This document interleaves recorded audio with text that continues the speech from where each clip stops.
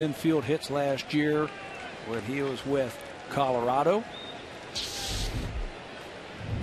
Time to play some baseball here at Rogers Center, and we certainly thank you for joining us tonight. Jamie Campbell is with Pat Tabler and Sam Cosentino. Over his last 4 seasons, Jamie, 207 infield hits. He can really run. Brian Talent on the hill, last pitched on Friday in Washington. 76 pitches thrown. And because of the limited number, he's on short rest tonight as he deals the 1-1 to Tavares.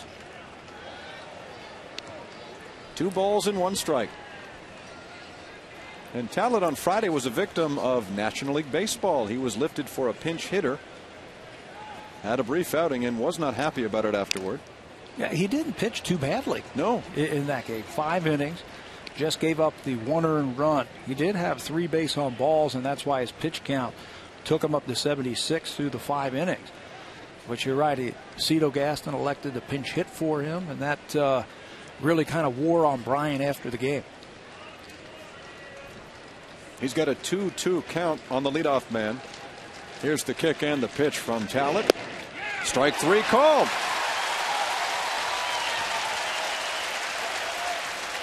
Good to see that. That's where he's got to live against these Reds. Cutter right on the outside part of the plate, down in the strike zone. He's got to throw good quality pitches and then get that change up in their mind and get them swinging at it. The Reds have had trouble scoring runs of late. Held to 2 runs or fewer 7 times in the last 17 ball games, and they've lost 10 of them. Next man up is Jerry Hairston Jr. And the pitch from Talent is low. Talent's home numbers very similar to his road numbers. He's 1-1 here, 3-3 away from home. The ERA in this building is a shade higher as it's fouled away. He's got a 5.4 earned run average, here in Toronto, and a 4.39 when on the road. Well, what I like is the batting average against Brian Talent in this building. And this is a hitter's ballpark, I think. Under 200. There's the 1-1 to Hairston Jr., whose father, Jerry Sr., played in the big leagues for a time with, among other teams, the Chicago White Sox. And his grandfather was a big leaguer too, so this is a 3rd-generation major leaguer. The Reds were just in Kansas City, and Jerry, a couple of his other teammates, got a chance to go out to the National Negro League Hall of Fame in Kansas City. They were like, "Hey, Jerry, here's your grandfather." There's your grandfather. There he was, right there. And I got to play with his father, Jerry, the spring I spent with the Chicago White Sox. Got a brother too, a big leaguer, Scott Hairston, as he awaits the 3-1. Here it is. And that catches the strike zone. Phil Cuzzy is calling balls and strikes tonight. So the Jays are back home, and they're here for a while. They'll play 3 against Cincinnati, 3 more Friday, Saturday, and Sunday against Philadelphia, and then see Tampa Bay beginning Monday for the first time this year. Talent with the payoff pitch, and it's fouled away by Hairston.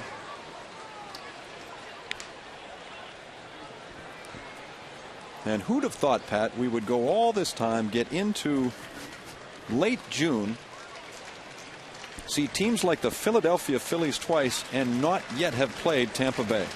A team in our division. In our division. Incredible.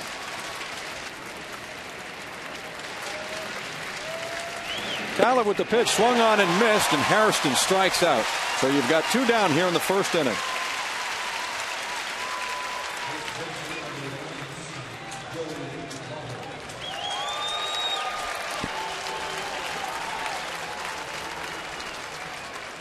Well, it's wonderful to hear that name called again at a big league stadium. Joey Votto is the hitter now. Born and raised not far from here, grew up in Toronto. Calls it his home.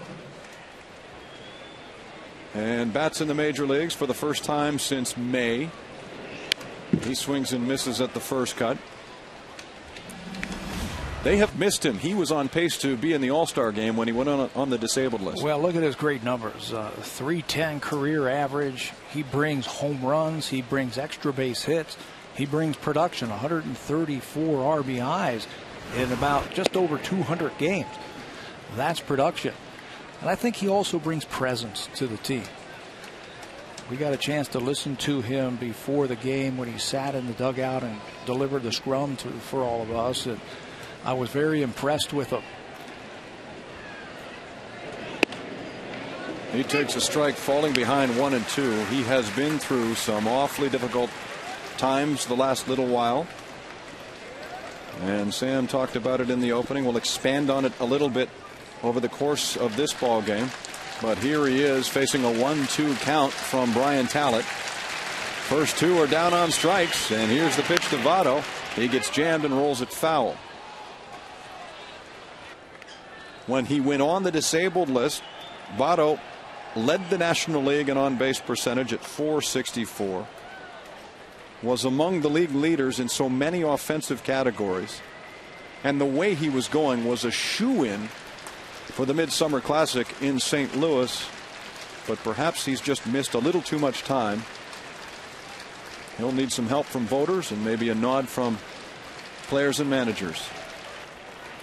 Has a smile on his face, it seems, and that's good to see.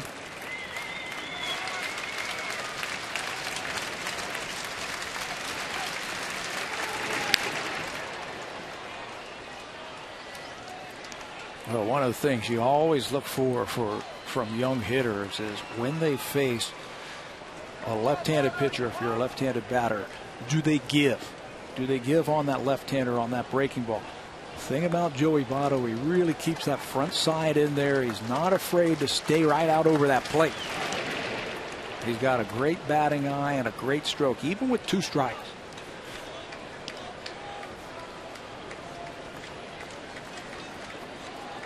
And he was born to hit, I think. Sunday, took some batting practice. His first game back. First pitch he saw. Long ball, home run. In a single-A game. Here's the 2-2. Swung on and missed, and Brian Talent strikes out the side.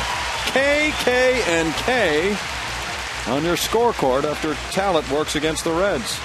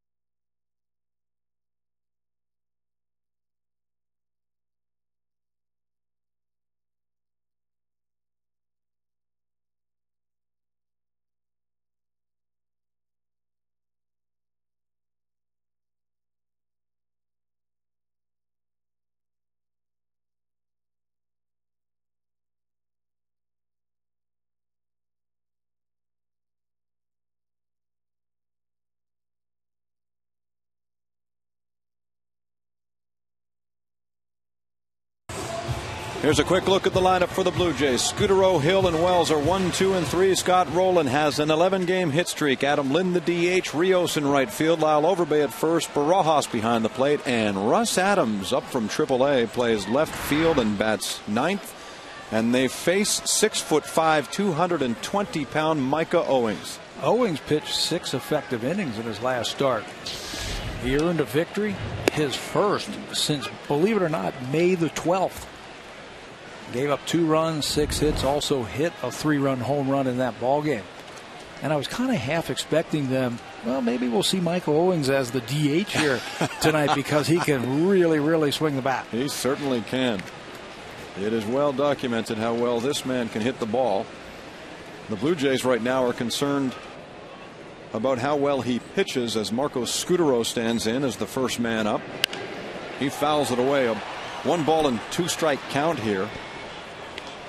And Scutaro's success is paramount to the Blue Jays. Consider that in the first 2 games in Washington, he went 1 for 11 with a walk and did not score. The Blue Jays lost both of those games. But on Sunday goes 3 for 5 and scores a run, and they win. He has been so good at the top of that lineup, starting rallies, continuing rallies, and you add him with Aaron Hill. And we showed that graphic in the opening, 181 base hits. For those 2 at the top of the lineup, you can see why the Blue Jays have scored as many runs as they have. Owings with the 2-2 outside, and Scutaro works it full. Had a little problem in his first couple of innings in his last start. He gave up a couple of runs through the first 3 innings. But then Owens really settled down and threw 3 scoreless innings at Atlanta to pick up that win. Took him a while to find the strike zone and then shut down a very good offensive team in Atlanta. He was one of the players that came over from Arizona last year when the Reds sent Adam Dunn to the Diamondbacks.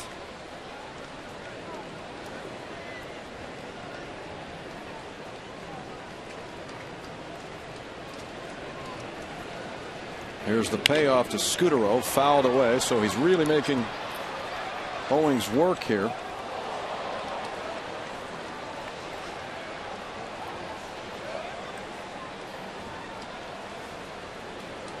On Wednesday against Atlanta, he earned a 4-3 victory, and not surprisingly hit a home run in the ball game. 4-7 on the year, 1-2 in interleague play. The pitch to Scutaro, and it's caught by the third baseman Rosales. And with that, we can set up Cincinnati's defense. Yeah, they've committed 49 errors in the 68 games that they have played. Here's how they will line up. Chris Dickerson, Willie Tavares, and Jay Bruce in the outfield. On the left side, they've been hit by injuries on that left side. We'll talk about that. Hairston and Rosales on the left side. Phillips, the Gold Glover, at second. Joey Votto, the return of Joey at first base, and Ramon Hernandez, the veteran, behind the plate. Edwin Encarnacion is on the 60-day DL for the Reds, starting a rehab. That's the third baseman that they were hoping to have. He's been hurt all season long, and they just got some bad news from Alex Gonzalez, their shortstop. Been battling injury problems the last couple of years. Just found out that he needed elbow surgery, and he's going to be lost for 4 to 6 weeks now. They have really been hit by injuries this year. Kind of like the Blue Jays, where the Blue Jays have been hit by injuries with their starters. The Reds have been hit by injuries on their everyday players. Aaron Hill has been injury free, and he whacks this ball to center field. Tavares comes in. With 2 away, we look at the numbers on Owings so far this year. This is his first career start against the Blue Jays. There's a 4-7 record, 4.5. The Reds have had problems trying to find a number 5 starter. Last year for the Reds, their number 5 starter went 4-21. Owings already has 4 wins out of that number 5 slot this year.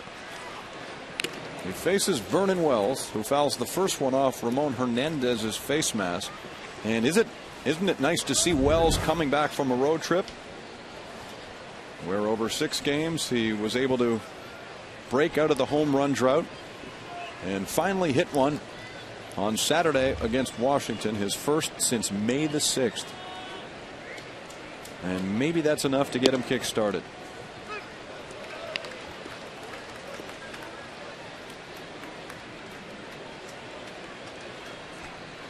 In a hole here, 0-2. as Owings kicks and pitches, and he chases it. Strike 3. And the first inning is in the books. No score from Toronto. You're watching Blue Jays baseball on Rogers Sportsnet.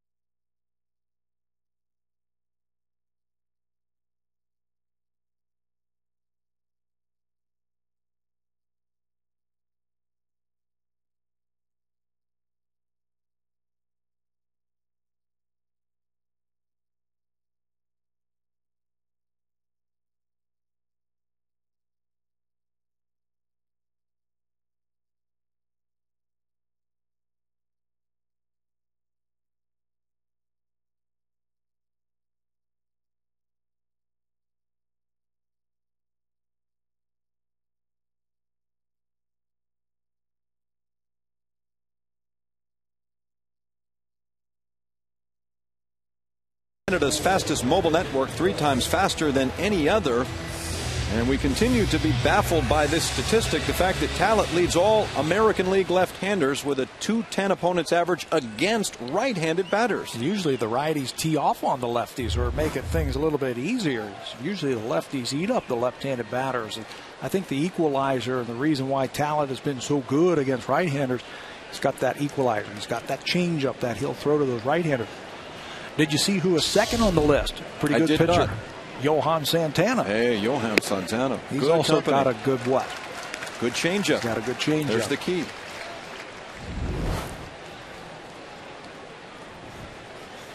Here's Brandon Phillips. 47 runs driven in, leads all National League second basemen.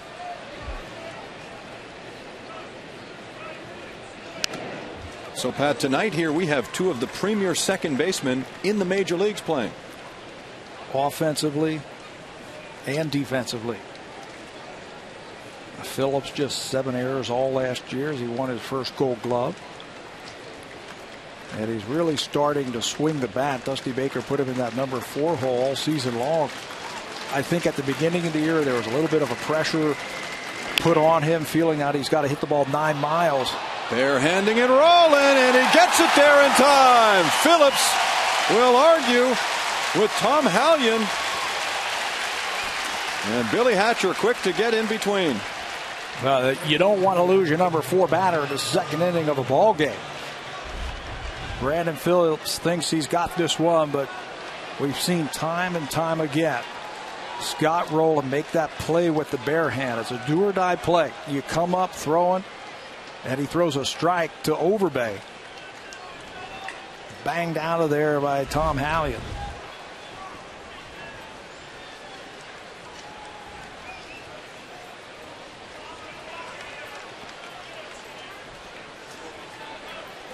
There's a man who's been around baseball a long, long time. Manager Dusty Baker making his way back to the dugout.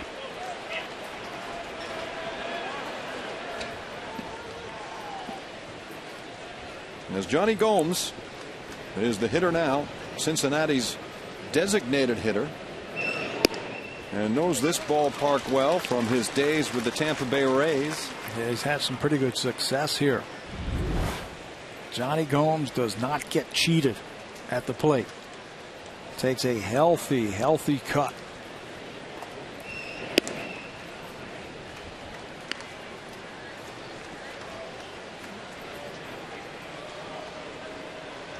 Pretty good numbers during interleague this year also. Both of his home runs have come in interleague play. He grounds this to short, picked up by Scudero. And Gomes is gone 6-3. And it's time to offer congratulations to Mike Van Slyke of Toronto. He became the Blue Jays' 1,000th follower on Twitter. You can get real-time information direct from the club, including player transactions, merchandise offers, roof status, and so much more. Stay connected at twitter.com/Blue Jays.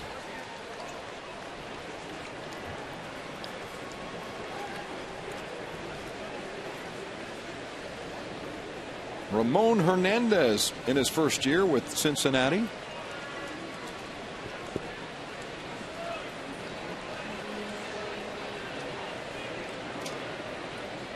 The catcher faces Brian Talent, who's retired the first 5. And Pat, Hernandez is here in part because the Baltimore Orioles have a good idea of who their long-term catcher is going to be. Yeah, they let Ramon Hernandez walk this year because they knew they had Matt Wieters coming up. Good change up there. So they went out and signed Greg Zahn to kind of fill the void for a couple of months, and now Wieters has taken over full time. The Reds were more than happy to pick up Ramon Hernandez. He has done a good job handling the pitching staff, throwing out base runners, adding some offense in the middle of their lineup. Here's Talent with the 1-1, and it slapped off his ankle. A ball and 2 strikes. Talent has struck out 3 already tonight. His career high is 7 in a single game. Trying to make up for lost time here after he threw only 5 innings against Washington Friday night. Talent working on short rest and facing the number 6 hitter Ramon Hernandez.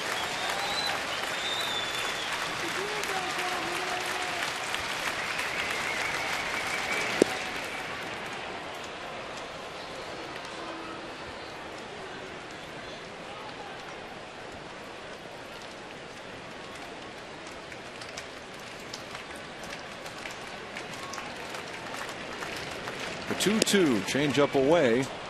3 balls and 2 strikes.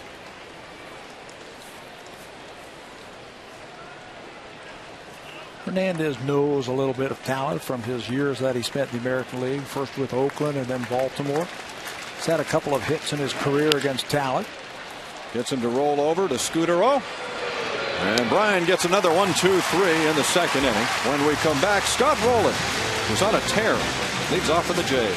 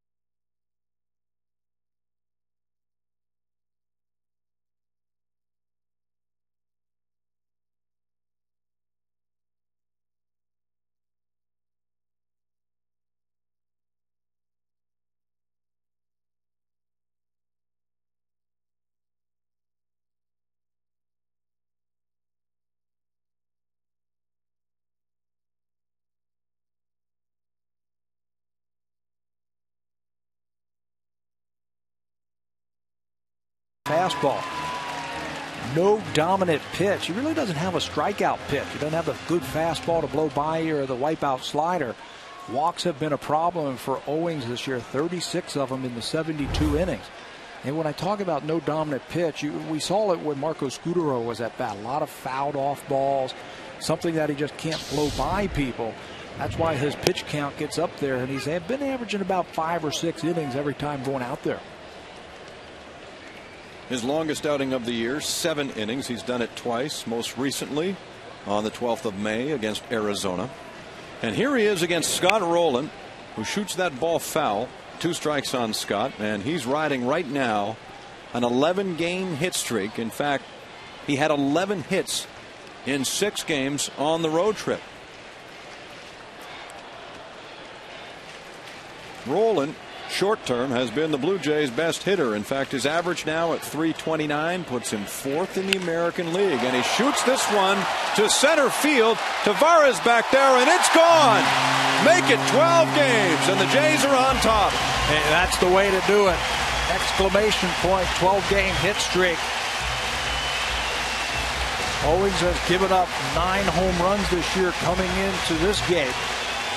In the 72 innings, well, make it 10 right here. And this looks like a belt-high fastball that Rowland jumps all over and hits it probably to the deepest part of the ballpark. On a line in left center field for his home run.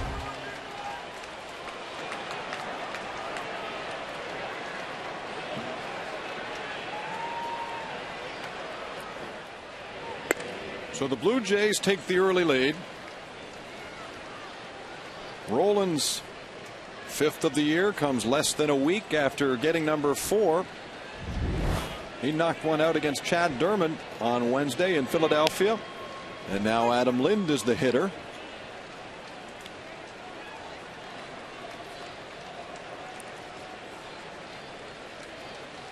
One and one. Adam is back in his DH spot here tonight. And Russ Adams takes over in left field for the evening. Certainly not a position for Russ that Blue Jay fans are customary to seeing. But it's been that way for well over a year, as this one goes off the glove of Owings, picked up by Rosales, and he gets Lind by a step at first. How about that play?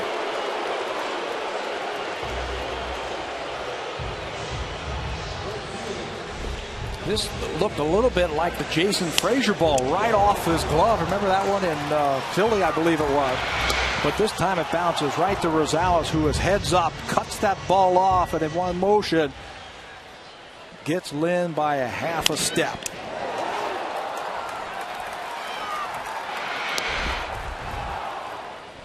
Good play there by Rosales. A young man subbing in, as you touched on, for Edwin Encarnacion. The Reds are missing their third baseman, a guy who last year hit 26 home runs. And so with one down, Alex Rios is up. He swings and misses. Alex is hitting .327 over his last 9 games, as he faces Micah Owings. An 0-2 pitch. Ground ball, and that's by for a base hit.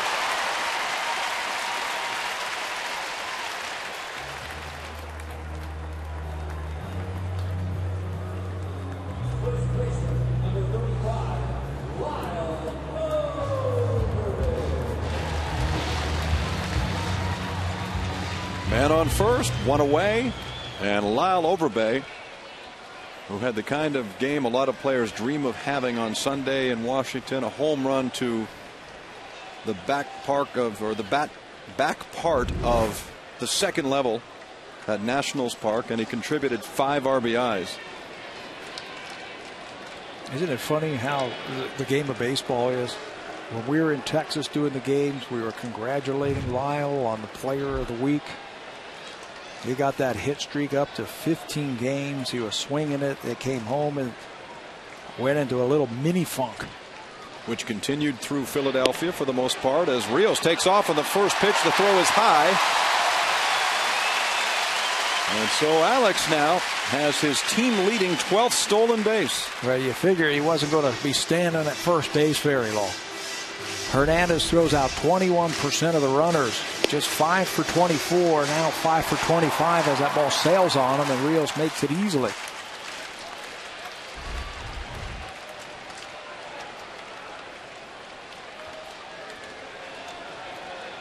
Alex moves into scoring position. Here's the 0-1 pitch.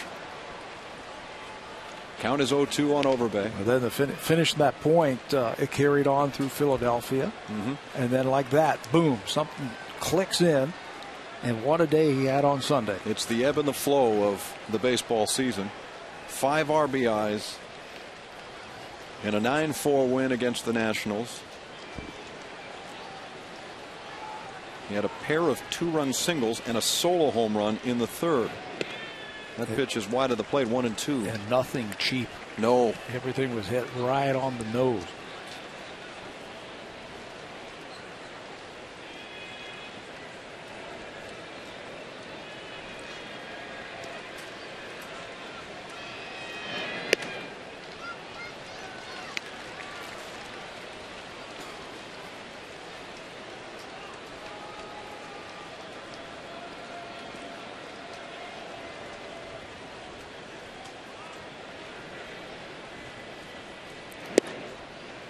Three balls and 2 strikes.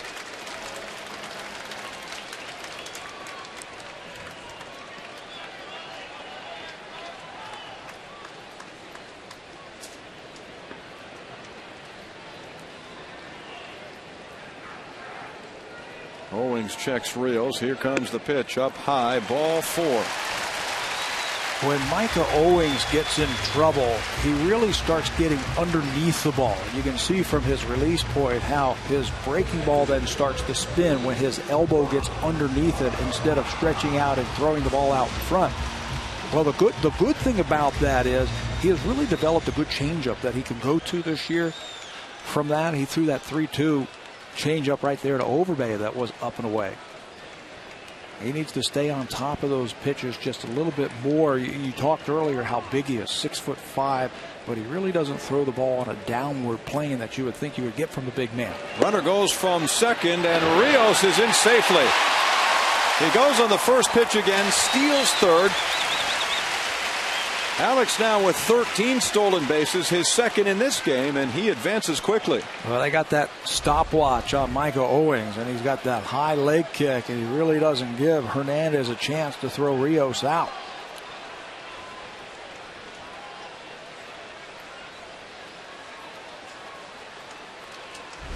Nothing you can do about when you give a base runner a long lead like Rios had.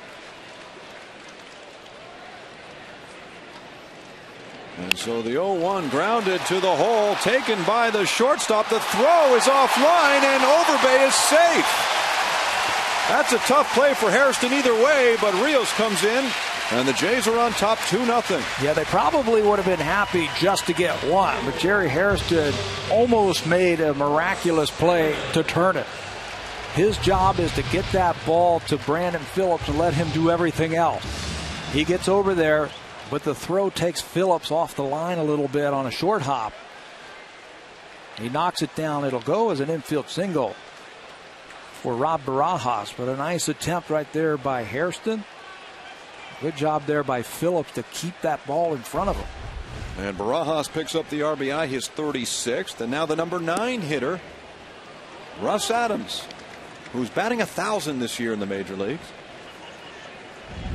Got a pinch hit single in the 8th inning in Washington.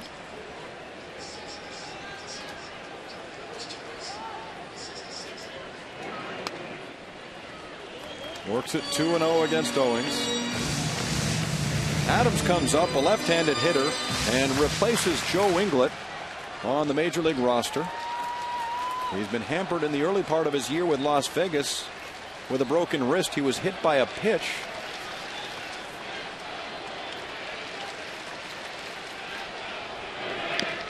He swings and misses. A foul tip. It's 2-1. One of the last at bats he ever had in this building in the 07 season was a late season game grand slam against Jonathan Papelbon to the second deck in right field. I remember that. Oh, turned that fastball around, didn't he? Boy, oh boy. And on 2-1, he swings at that one. A cut inside, and it's 2-2.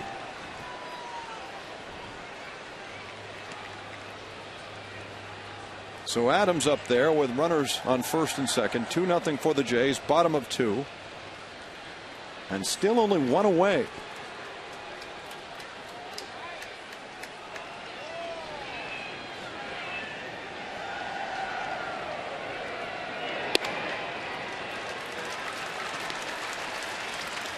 Micah Owings isn't getting any quick outs here.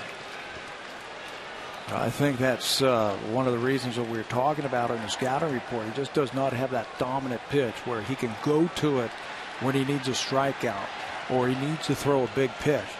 Does not have a 95, 96 mile an hour fastball. Doesn't have a split. Doesn't have that big slider. So he has to work on spotting his fastball, keeping it out of the middle of the plate, changing speeds, and not making mistakes with his pitches. 24 pitches already here in the second inning.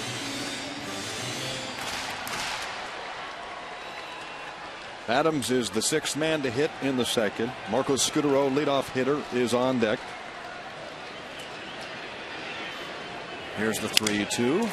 Broken bat to Votto. He turns for second. They get one and only one. So Adams reaches on a fielder's choice. And with two gone, Marcos Scutaro will get a chance.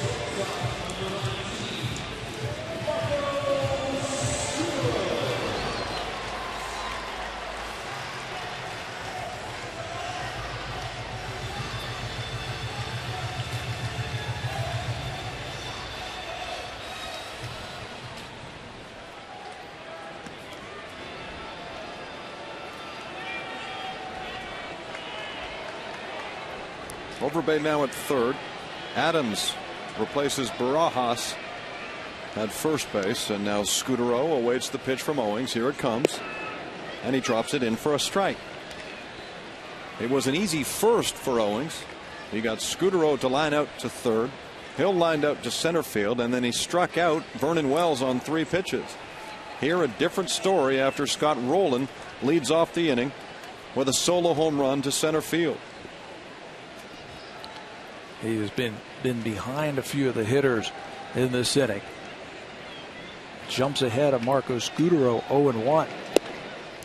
I was looking up numbers today for Scutaro, and we've talked about how first in run scored and second in base on balls. But if you look a little bit closer into the numbers, I was looking, well, how does he hit when he falls behind in the count? He fell behind the count this at bat, 0-1. This year he's hitting over 300 after an 0-1 count. Shows you the kind of plate discipline he has. Fearless. Not afraid to swing with 2 strikes. Hitting over 300 at 303 when he falls behind. Well above what the league average must be. Probably about 260. Right around there.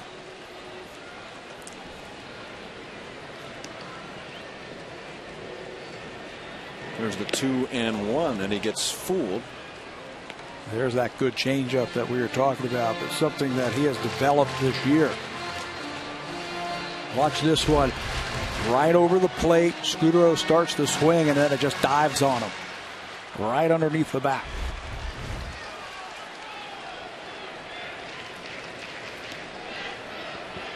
So if Owings can get a strike here, he'll strand 2. He has given up 3 hits in the inning so far. The Jays have scored twice. Scutaro looking for more with Overbay at third. Here's the pitch fouled away.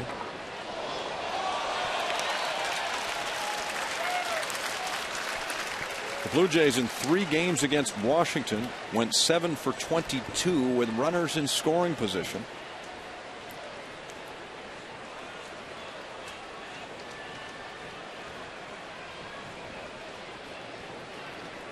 And Micah Owings has really had to work this inning.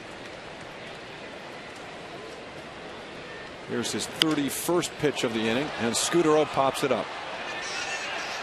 In comes Rosales, and Votto takes it in front of him. You can hear Rosales calling off everybody, but Votto makes the play, and that's it for the Blue Jays. Scott Rowland goes deep. The Jays score 2 and lead the Cincinnati Reds.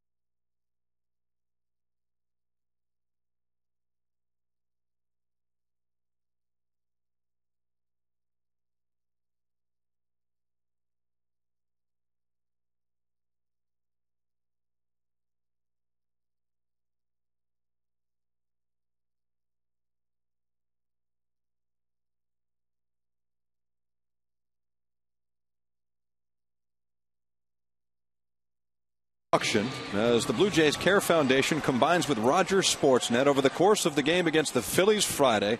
Fans can call in and bid on unique baseball-themed experiences, and I've got a list here of many of them. A private hitting lesson with Aaron Hill is one of the items on the block as the ball is aired out toward right. Hill backs up and calls off Rios, and so Jay Bruce is retired. So Aaron will give private hitting lessons for about a half an hour, and you'll be receiving your very own jersey and, of course, tickets to the game and all kinds of neat things. So that's one of the items. Batting practice for two. For two, I might add, yes. Two in the action seats for a game on a mutually agreed upon day. Personalized Blue Jay uniforms to two of the players. All kinds of memorabilia will be up for bids. Game worn stuff as well. And a trip to New York City to see the Blue Jays play the Yankees when they are there in August. And that's a trip for two, courtesy of Air Canada Kids Horizons. So lots to give away depending on your bid, and we hope you'll tune in this coming Friday for the first broadcast auction as Rogers Sportsnet combines with the Jays Care Foundation. Game time is just after 7 o'clock Eastern, but the bidding actually begins during Jays Connected at 6:30 Eastern. How about that trip to New York City? Round trip airfare for two, 3 nights in the team hotel. So you might be hanging out with some of the guys. You can get some autographs. Wander around the lobby and run into your favorite Blue Jay. Adam Rosales, third baseman, shoots one hard at Scutaro, a one-hopper, and Scutaro turns and fires. Boy, Brian Butterfield calls him one of the most underrated players in baseball, and you see it every single day. Hey, play Sportsnet.ca's Game in the Game while watching this broadcast for your chance to win a 52-inch Sharp Aquis LCD TV. You can do it now by going to Sportsnet.ca/baseball game and launching it.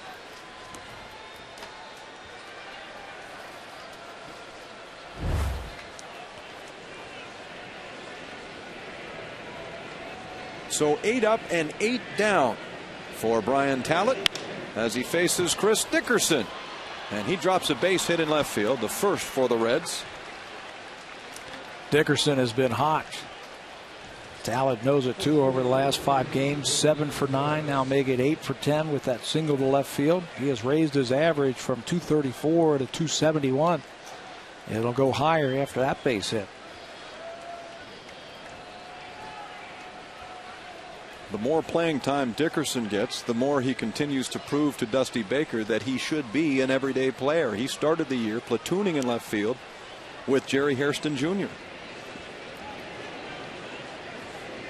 And so Willie Tavares comes up.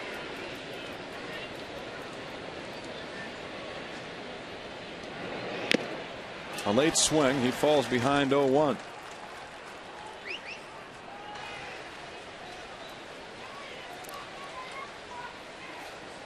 The Reds, Pat, have bookend speed, top of the order and the bottom of the order. Here's the leadoff man.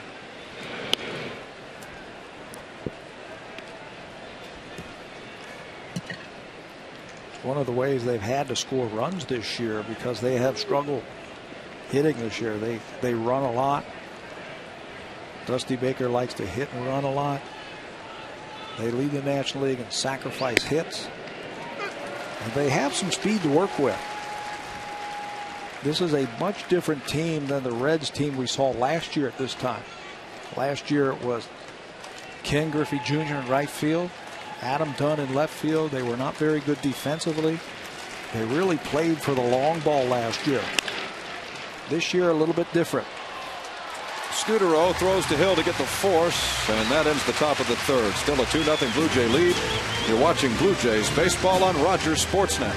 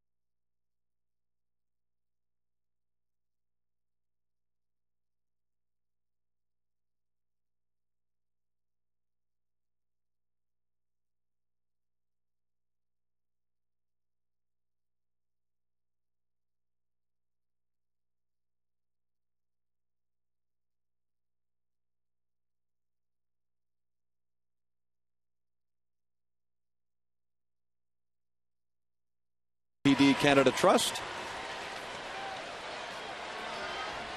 Great vantage point. Bring a glove if you ever get those seats. Here's Aaron Hill leading off the Jays half of the third. Toronto's on top here 2-0 on a beautiful night for baseball. Thank you for joining us.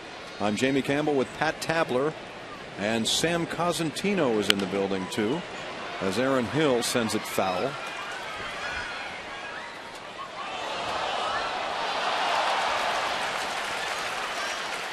Aaron had 7 home runs in the month of May. He's got 3 this month for a total of 15. Back in 2007, he had 17 home runs for the Blue Jays. So Aaron is too short of matching his career high. He belts this ball to center field. Tavares with good speed, but it's over his head and off the wall. Hill's into second, and he's got a leadoff double. You mentioned the home runs, 15. Well, that's 10 doubles now for Aaron Hill. 25 extra bases already for the second baseman, and he goes down and gets that one. Fastball down and away from Owings, and you usually see batters hit that ball to right center field, but Hill very quick with that bat, a very short swing, and knocks it almost to the point where Scott Rowland hit his last inning. Rowland's a little bit further.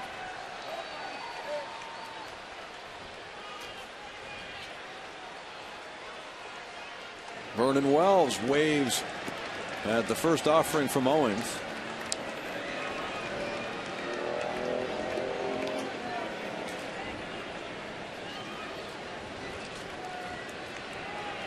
So Vernon falls behind 0-1.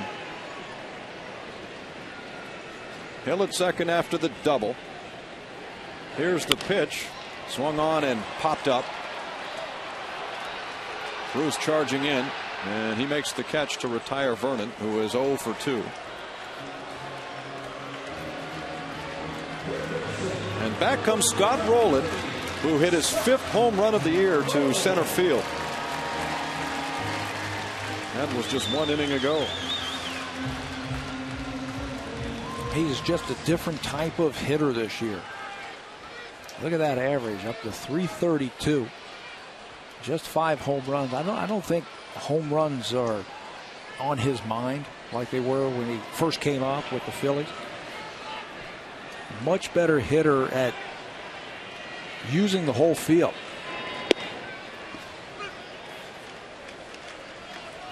And he would be the first to concede that he can't hit the long ball the way he used to, and even went as far late last year to suggest that the problems he was having with his shoulder were such a hindrance he couldn't get around on a big league fastball. Yeah, he told us that. I remember talking to him last September in Chicago, and he says you're going to see a different type of hitter next year than what you have seen in the past. That ball right down the middle, nice short swing and good power to left center field. So the average is up to 332, and he's been cashing in runners with when they get into scoring position. I think he's become a better hitter. Look at those numbers. 19 of his 25 RBIs coming with that 362 average with runners in scoring position. 1-1. And 1 away. Owings the pitch. On the ground, base hit left field. And Leyva holds Hill at third. Probably a wise decision. That ball got to the left fielder Dickerson so quickly. Yeah. Rowland is at it again. Aaron Hill, the runner at second base, can't break because there's less than 2 outs, and he's got to make sure that this ball gets through the left side. You don't want to be running into an out. So he's got to make sure it gets by Rosales, and as soon as it does, he takes off, and you can see Dickerson with a good, strong one-hop throw to Hernandez.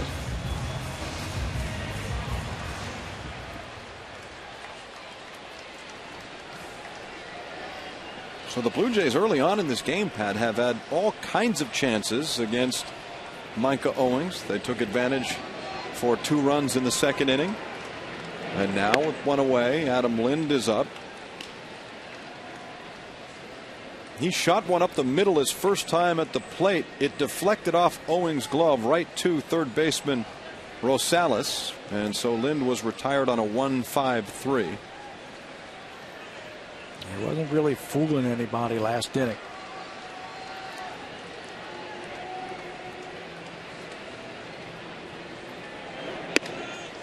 For those who keep score at home, we should tell you there was a scoring change from that second inning.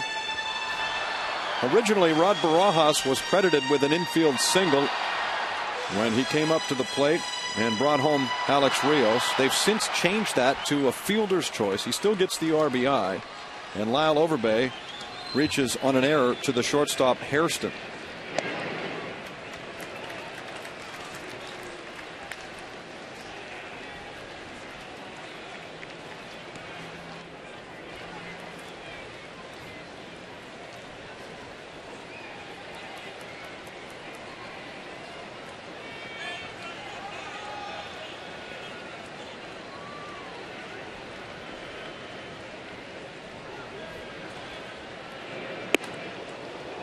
Three and one. You see him get underneath that pitch, and it elevates into the strike zone. That was a fastball on the inner half that they wanted to try and crowd Adam Lind with.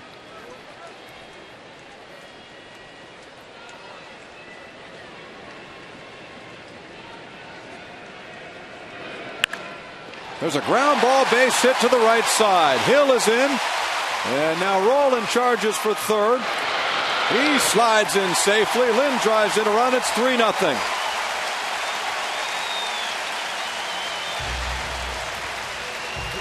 RBI number 49 for Adam Lind. 3-1. He's sitting on something that he can hit hard. He gets it. Looked like another off-speed pitch, and he just rips it by a diving Joey Votto, who's got to hold that runner on. Now Rowland, he's got great instincts on the bases. He knows that Bruce has got to move to that ball, the right fielder. So he takes third base. On that base hit by Lind to right field.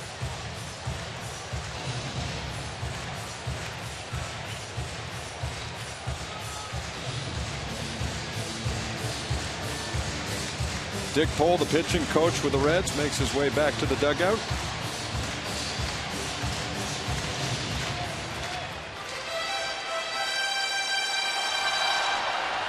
And Owings has not been sharp at all tonight. Still just one away in the third. The Blue Jays with 3 hits, a double and 2 singles. Alex Rios now, who singled 1 inning ago, stole 2 bases and scored, comes back up.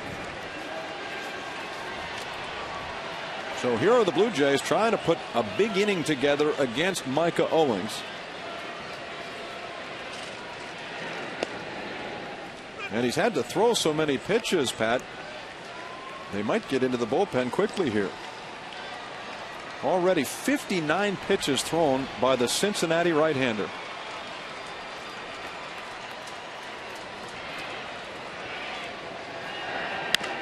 This is shot to the third baseman Rosales. He goes to second, and a stretch by Votto gets Rios at the bag, and that double play ends the inning. But the Blue Jays cash 1 on 3 hits and lead the Reds 3-0. You're watching Blue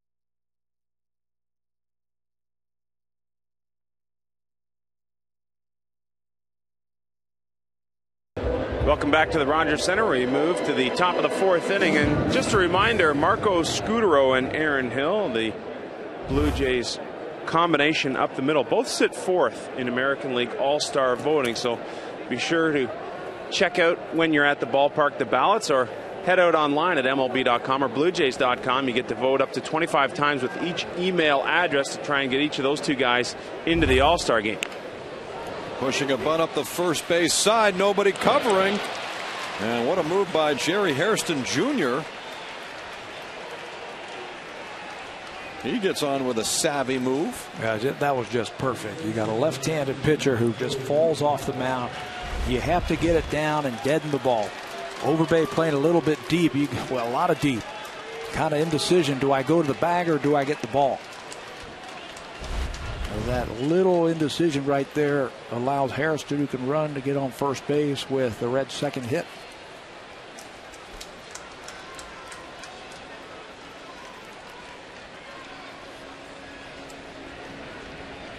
Here is Joey Votto once again. He goes after the first one, and there's a base hit to left field. So the bunt single by Hairston Jr. And now Votto on the first pitch. Singles to left.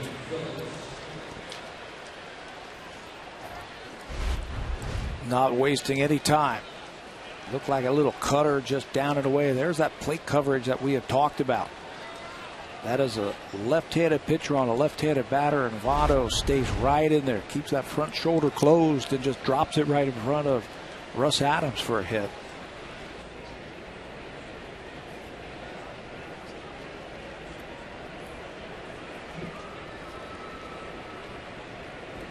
The Reds here in the 4th inning in business with their first 2 on.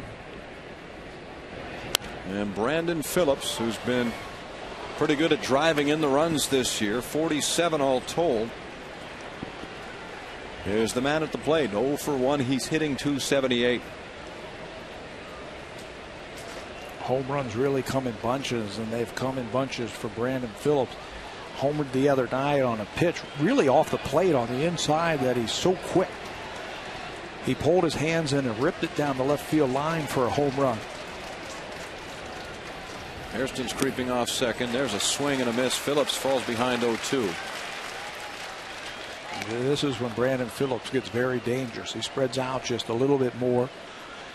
He tracks the ball just a little bit further. And if you try and throw him away, he has the ability to just kind of flick the bat at the ball. Shoot a ball down the right field line. One of the most exciting players in the National League a couple of years ago. 30-30 guy. Combination of power and speed. 1 ball and 2 strikes. I touched on his 47 runs driven in. His counterpart tonight, Aaron Hill, started the evening tied for first in the American League with 48 runs driven in, 4 second basemen, tied with Ian Kinsler of the Texas Rangers.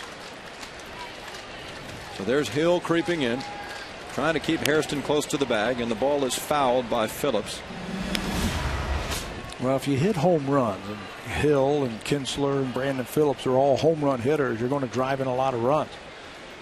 I guess Brandon Phillips has the advantage. He hits 4th for the Reds. Aaron Hill hits 2nd.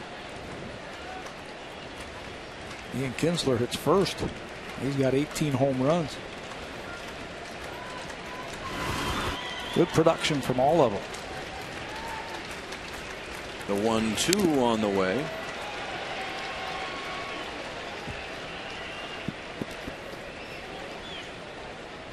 And Phillips, as you know, Pat, is sort of the forgotten man in that trade the Cleveland Indians pulled off with the Montreal Expos in 2002 when Grady Sizemore and Cliff Lee went to Cleveland. A lot of people forget that this guy was in the deal too. He just didn't stay around Cleveland. I remember when that trade was made, and Willie Upshaw was the minor league hitting coordinator for the Indians at the time. He says, wait till you see Brandon Phillips. He says he's going to be a star. It just didn't work out for him in Cleveland. You don't think they would like to have him back?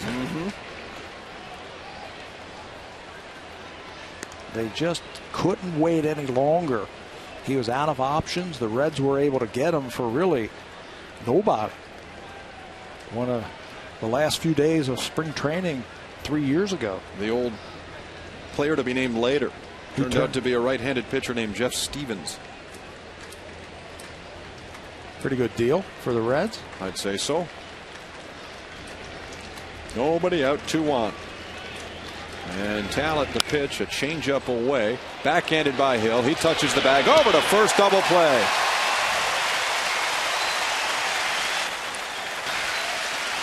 The most difficult part of that whole play, I think, was catching the ball. The ball looked like it was cued a little bit off the end of the bat by Brandon Phillips, and it might have played tricks with Aaron Hill. You can see, is it going to hit the dirt or is it going to hit one of those seams? Hill does a good job of backhanding that ball, and then after that it was easy. Find the bag, tag it, make a good strong throw.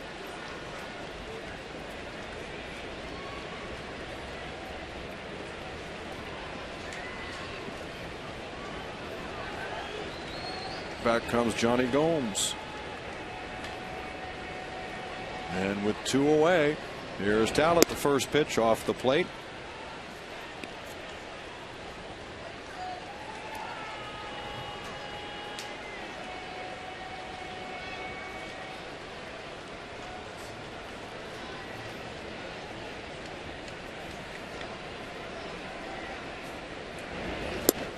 Swung on and missed. 1-1.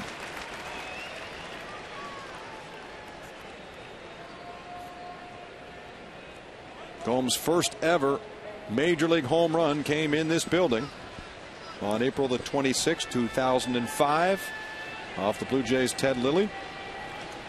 One he'll surely remember a long, long time.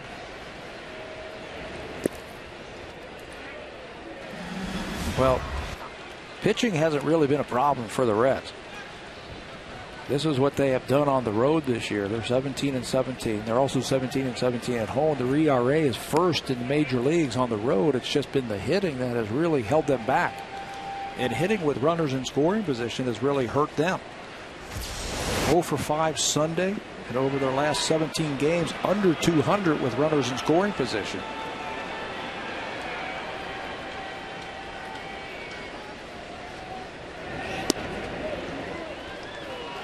Three and one.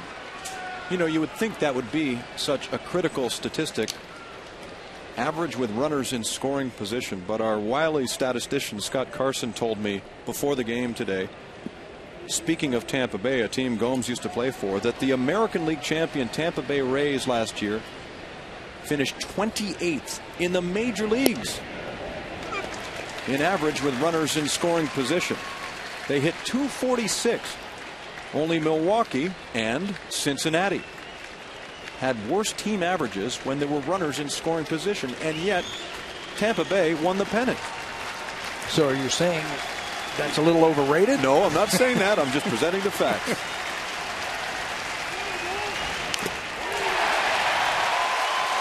Well, if you hit a lot of home runs, hitting with runners in scoring position are not going to be that big of a deal, because if you got a couple of guys on and you hit a home run, there's 3 runs. You get a couple guys on and you strike out, and that's nothing. And Tampa Bay had great pitching. Yep. And they had great speed, defense. Good defense. Great defense, yeah.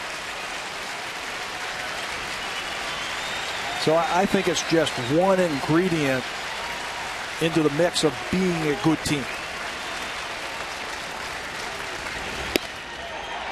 Ball 4. He had him set up for that fastball, didn't he? About 85, 86 miles an hour, but it really froze Johnny Gomes. After a couple of good changeups that he fouled off, this time you can see he's fooled by it. It was actually by him. If he could have got a little bit more of the plate, the Blue Jays would be hitting.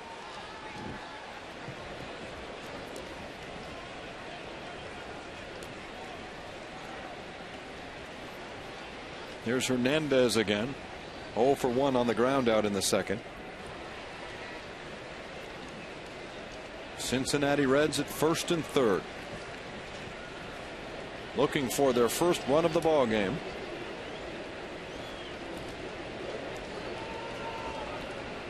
A pitch from Talent over the middle.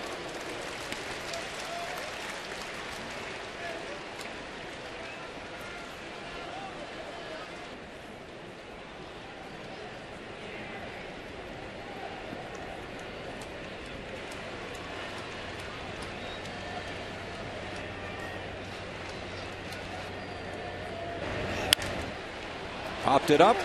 Back goes Hill. And he calls off Alex Rios for the out. The Reds get 2 hits and leave 2 here in the 4th inning. 3-0 in favor of Toronto.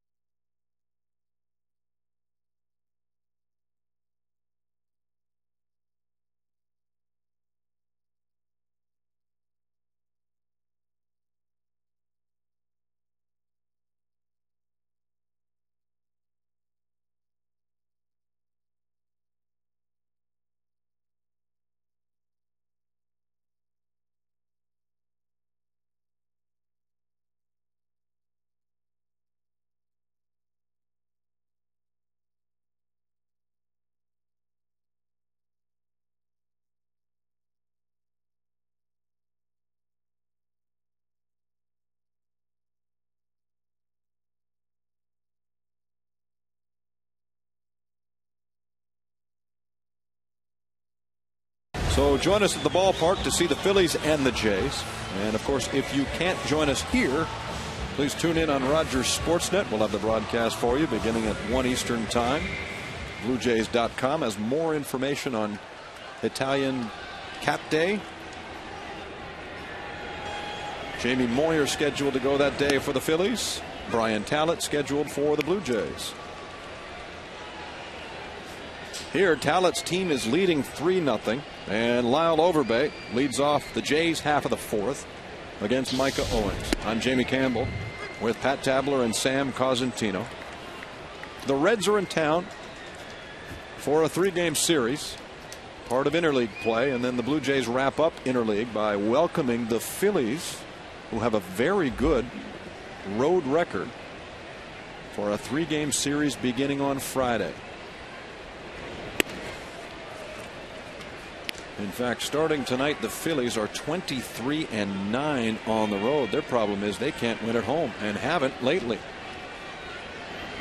They got swept by Baltimore. They did. Right Blue after Jays, the Jays. Yeah, Right? the Blue Jays went in there and took 3, and then Baltimore went in and took 3 as well, including a come-from-behind 9th inning win when Brian Roberts hit a 2-run home run in Game 2.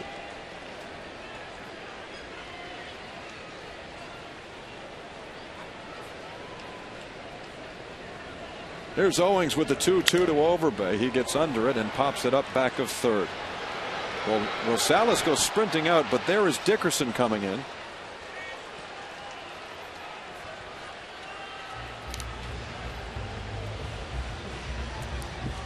That's one thing that the Cincinnati Reds have. They've got a lot of team speed. Dickerson can run. Rosales can run. Hairston, the shortstop. Willie Taveras. He had 68 steals last year as a member of the Colorado Rockies. Bruce can run, so any little pop-up like that, with the speed that they have, they're going to run under it and make the play. There's a big cut by Rod Barajas. We talk at length, Pat, about how the Blue Jays are in such a difficult division. Everything has to go right if you're going to beat the Yankees and the Red Sox. Well, here are the Cincinnati Reds in a division that is really a toss-up. I mean, there are 6 teams in that division. Well, we'll say 5, with all due respect to the Pittsburgh Pirates. No. They're better, and that ball's hit better. Here's a towering shot to left field, and you can kiss that one goodbye. Oh, and the poor guy missed the catch. Rod Barajas stretches the lead. It's now 4-0. Yeah, he didn't get cheated on that first pitch from Michael Owings. Swung hard and missed it, and then Owings tries to spin a slider. And watch this one just roll up there. Just stays right over the middle of the plate, right into the wheelhouse of Rob Barajas. And really, as soon as it left the bat, no doubt about it, home run, left field. Second one denied here by the Blue Jays. And now Adams down the line, fielded by Votto. Owings covering, 2 gone.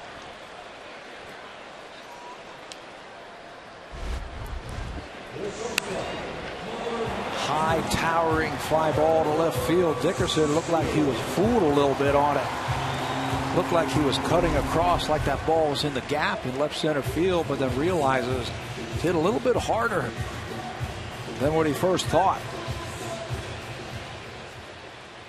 No chance to catch that one.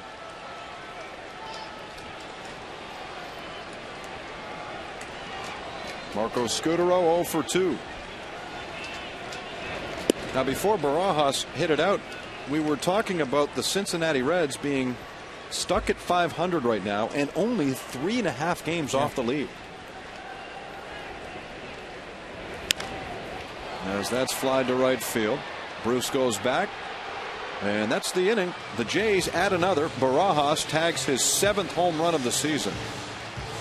And after 4, it's 4 on the board for the Blue Jays. You're watching Jays Baseball on Rogers.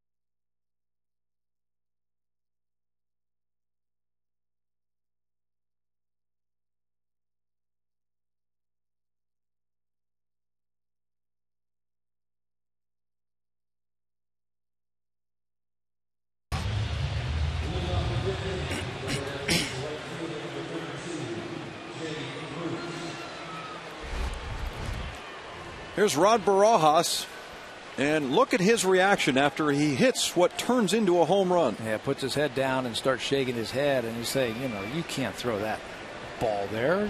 No chance to get me out. That ball is gone. Are you sure? Yeah. Don't be coming in there with that breaking ball like that. I thought he felt he didn't get it all. Oh, that ball was in the whatever, the first or second row behind the bullpen. First row. He knew he got it. So you can't be coming in there with that breaking ball. Here's Jay Bruce. Now Bruce, as you see, hitting only .215. He has 17 home runs. A lot of people in Cincinnati, as you know, Pat, are wondering when are we going to see this future star? But he's so very young. He's still got a long time before he hits the prime years of his career. Yeah, Dusty Baker was talking about that just last week, that he's just 21 years old and he's learning kind of on the job as he bloops that ball out in the center field. And Marco Scutaro, what a play! Marvelous Marco comes up with a dandy as he rushes out there to shallow center and makes the over-the-shoulder catch. Kind of like Omar Vizquel when he was with the Cleveland Indians. Over his shoulder like a wide receiver going for a touchdown. He knows that Wells is not going to get it. It makes it look easy for the first out. We finish on that thought about Jay Bruce, just 21 years old. A lot of times when you have 21-year-olds, they are in A ball, maybe double A if they're really good, and then into the big leagues at 23, maybe 24 years old. So he is learning on the job and learning at a place where it can be really tough on you mentally. Adam Rosales now. But you're right, when he learns what the pitchers are trying to do to him, how to get him out, figures that out, you'll see that batting average up in the 280, 290, 295 range. High and tight on Rosales, who isn't really built like your average third baseman. Mind you, he is subbing in for Edwin Encarnacion. He has played some first base for Dusty Baker. Got off to an unbelievable start when they first called him up. Became a fan favorite, hustling out every ground ball, every base hit, on and off the field. So the fans really love him in Cincinnati. He has just really struggled of late offensively. 2-2. Talent deals. He gets a swing and a miss. Strikeout number 4 for Brian.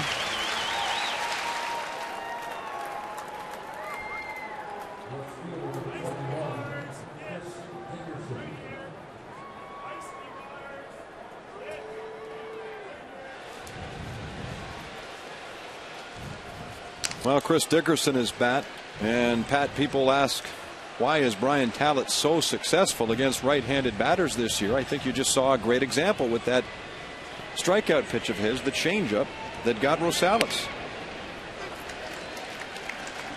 He was in the scouting report. Get those Reds batters to chase it. 2 starts ago against the Florida Marlins, who came in woeful against left-handed starters. We thought that for sure that Talent would have a great game, but they showed great discipline, stayed off of a lot of the pitches that were down in the dirt. Those changeup made Talent bring the ball up, and they got him for 8 earned runs and 10 hits in just 3 1/3 innings. For more on Talent, let's bring in Sam Cosentino. Well, Jamie, you go back to Friday night, 5 innings, just 67 pitches thrown. Talent upset to come out of that game, but it looks to me like it's a blessing in disguise. Based on my seat behind the plate here tonight, control extremely crisp. Look at that. He just punched out Dickerson. Strikeout number 5 and a 1-2-3 fifth. Rolling right along is big Brian Talent, and the offense has come to work too. It's a 4-0 lead for the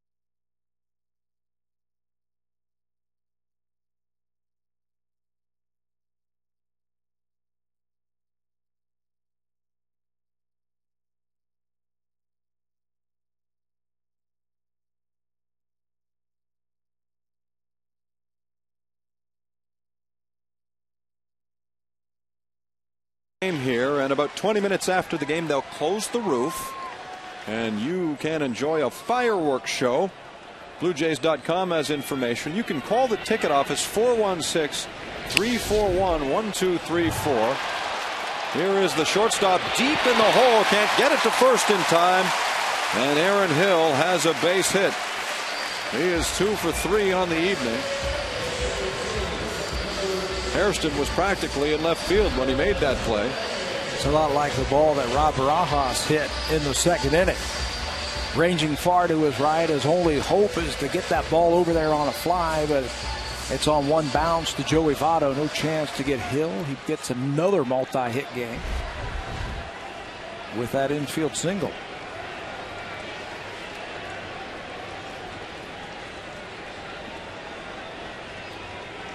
Vernon Wells, meanwhile, batting third, is 0 for 2. He struck out in the first and flied to right when he came up in the third inning.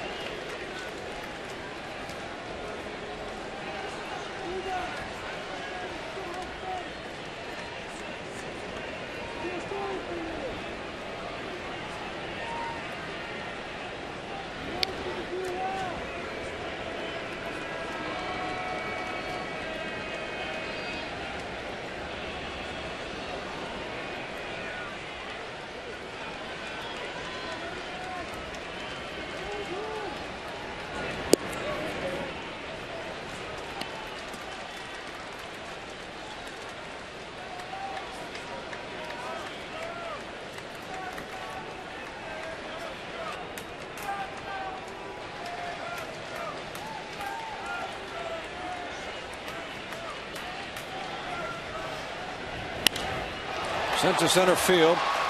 Tavares backtracks. And Vernon is 0 for 3. And Hill goes back to first, tags, and advances to second. What base running from number 2.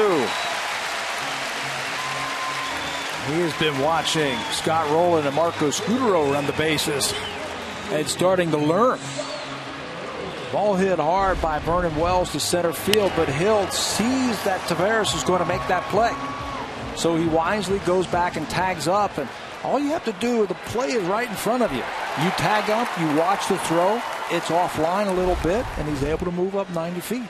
Heads up base running right there by Aaron Hill. He moves into scoring position for Scott Rowland, who's 2 for 2. Rowland fouls off the first pitch. Scott has stretched his hit streak now to 12 games. He homered in the second, singled last time up. On that fly to center field, what is Aaron Hill looking for? Is he looking to read the baseball, or is he looking for the body language of the center fielder? Well, initially he is watching the flight of the ball. There's another ball hit hard out in the center field. He's watching the flight of the ball from first base, figuring if it's going to stay in the park, and with the speed of Tavares out in the outfield, if he makes the catch. As you see Carlos Fisher begin to warm up for Dusty Baker. And when he sees that he makes the catch, remember he's going away from second base. His momentum, the center fielder, is taking him away from second base. You tag up, you run, and you read the throw. If the throw is offline, stop and go back to first. If it's offline, just keep going, and you can make your way to second base.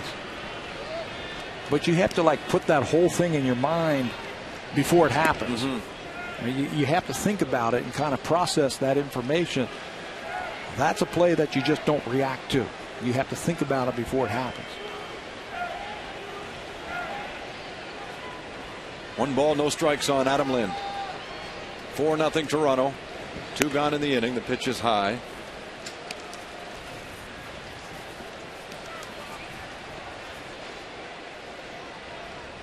Adam shot a base hit to the right side in inning number 3 and drove home Hill in the process.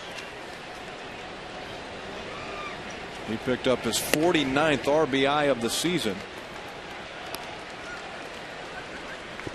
So with that, he becomes the team leader in runs driven in. They're going to put him on. They're not going to give him a chance to drive in run number 50. First base is open. They'll play percentages with the right-handed hitting Rios coming up.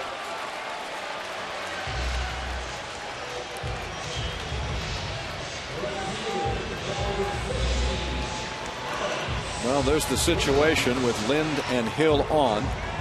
And Alex Rios coming up. He's 1 for 2. Owings just hasn't been right most of the night here in Toronto. We got a 1-2-3 first, but has scattered hits here and there ever since. Has given up a pair of home runs. He looked great in the first inning. Yes, he did. Picked up his first strikeout in 2 starts when he ended the first getting Vernon well. He has had his problems on the road this year. 4-7 coming into this game overall, but just 1-5 on the road this year.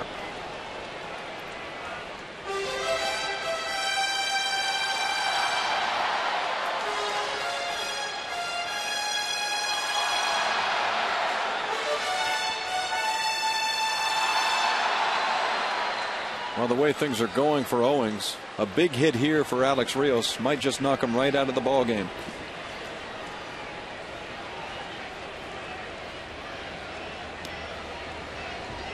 The pitcher, though, ahead in the count, 0-2, and it's popped up.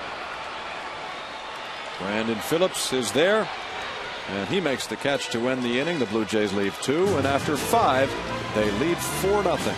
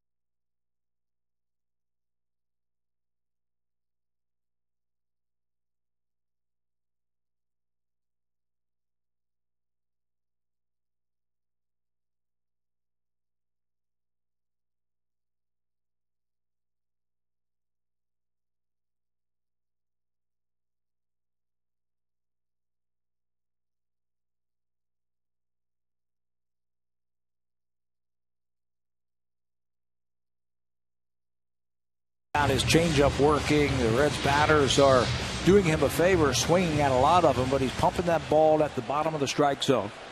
Shutout baseball through 5. Mike Owens, on the other hand, has had a lot of base runners.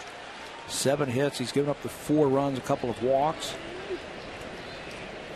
We head into the 6th inning now with the Jays up by 4. This is good to see, I think, for Brian Talent. The month of June has not been very good to him. 1-1 with an ERA of about 6 in his 4 starts this month. This coming off of a great May when he made 6 starts, an ERA of about 3, and an opponent's batting average of 170. I mean, he was dynamite in the month of May. And a robust crowd greets him here tonight in Toronto. 30,351 paid attendance.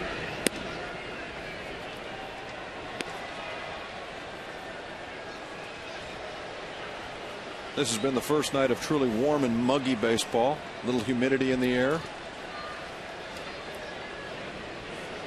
And the Jays tonight have not disappointed at all. Talent's pitched a wonderful game to this point. He struck out 5. The Jays scored 2 in the 2nd, 1 in the 3rd, another run in the 4th, with a pair of solo home runs in the ballgame by Roland and Barajas. Top of the 6th inning. And Talent dealing with the leadoff man, Willie Tavares. Well, with Halladay out and the rest of the injured starters that we've talked about all season long, Brian Talent has stepped it up. His record 4-4 in his 13 starts. Pitches into the 6th inning. He's had 7 quality starts, and his last 2 broke a string of 8 consecutive starts of at least 6 innings. So he's given Cito Gaston some innings when he starts.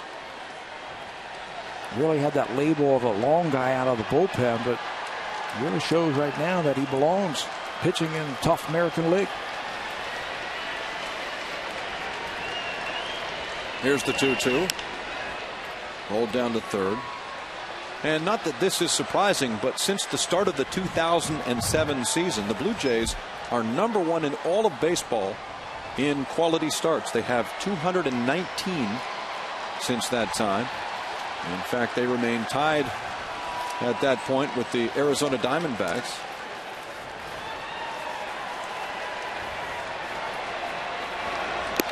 Swing and a miss, and Tavares strikes out. Looked like another cambio. That's exactly what it is. Change up, but look where it is. Down and away. Tough for a right-handed batter to reach that ball. And Tavares swings right through it.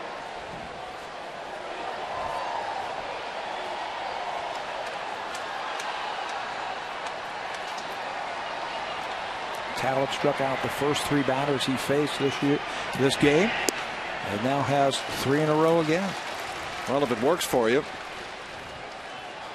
go back to it. He starts with a changeup on Jerry Hairston Jr., who's 1 for 2.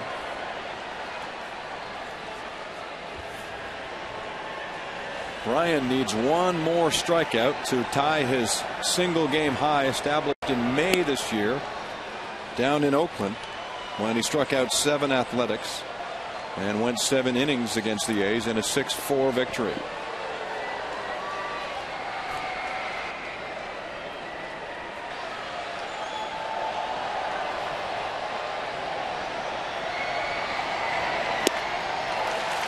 Boy, he just keeps pumping it in there, right? Yeah.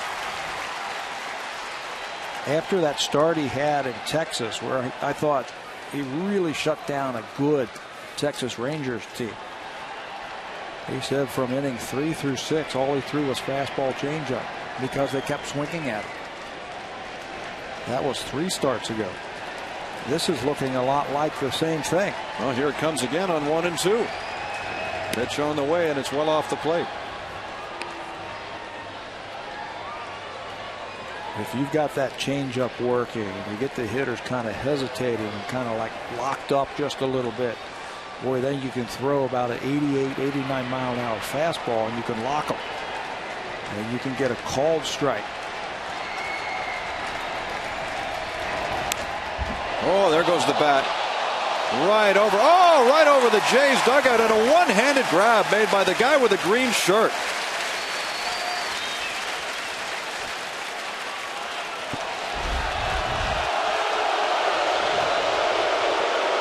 Watch this grab. That guy had to play somewhere. Wow. Short hopped it. Now he doesn't get to keep the one that he caught. That's the gamer. Yeah, Jerry Hairston, though, did the right thing, and he had perhaps a batting practice bat sent over. But either way, he walks home with a souvenir, and rightly so. You're going to make a catch like that, Pat? You got to be rewarded, don't you? Guaranteed that guy ends up tonight on Sportsnet Connected.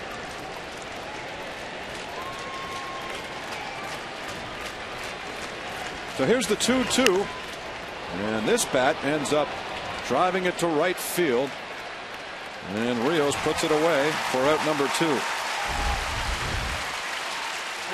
The gamer comes back to Hairston.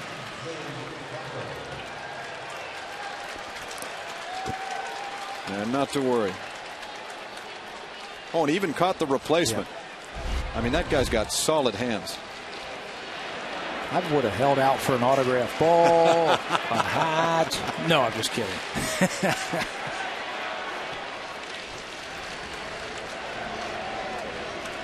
Joey Votto steps up now, and we go downstairs to Sam Cosentino. Well, Jimmy, as Barry Davis mentioned, and Jays Connected, a very emotional pre-game scrum with the media for Joey Votto, admitting that he was suffering from anxiety and depression from the loss of his father, Joseph, at the age of 52 last August. Said that Dusty Baker has been his biggest supporter. And for Dusty Baker, asked where he was able to provide that support from, he said, hey, I understand things. I come from a big family. I also come from a military family, which when Joey came and confided in me, I kept everything confidential. Dusty Baker very happy to have his first baseman back in the lineup. Great to see, Sam. Thank you so much. Joseph Votto was such a wonderful man. I got a chance to know him over the years. And Joey has really felt the pain of his loss and also the responsibility to his 3 younger brothers, Tyler, and 2 young twins, Paul and Ryan, who are at the ball game tonight. The count is even 2-2. He feels being the oldest brother, it's his role to step up and provide the father figure. But being a Major League Baseball player, he can't be there for them. Yeah, you're not always there.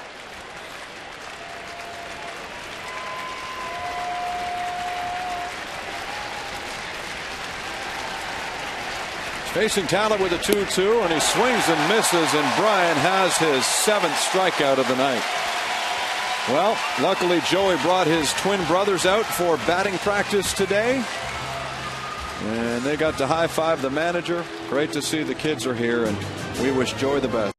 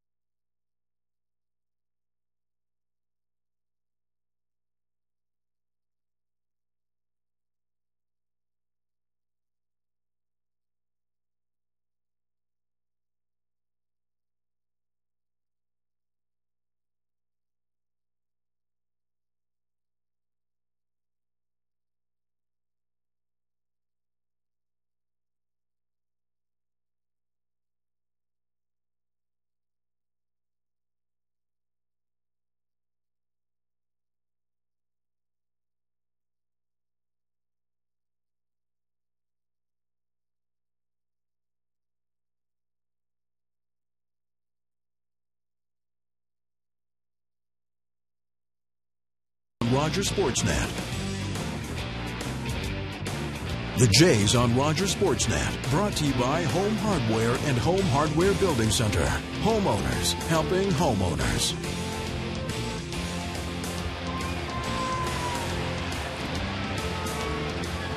What a beautiful view along the lake shore here in Toronto. Rogers Center, the home of the Blue Jays, and site of tonight's ball game between the Jays and the Reds. 4-0 Toronto, bottom of 6. Overbay, Barajas, and Adams coming to the dish. Facing Micah Owens. The Reds have not scored. They've managed only 3 hits off of Brian Talent to this point. You know, Pat, it's a shame that Owens himself isn't batting in this game. Yeah. He's such a good hitter. That's ripped foul. There's a time last year when he was with the Arizona Diamondbacks that manager Bob Melvin inserted him in the 8th spot in the batting order in a game in Milwaukee.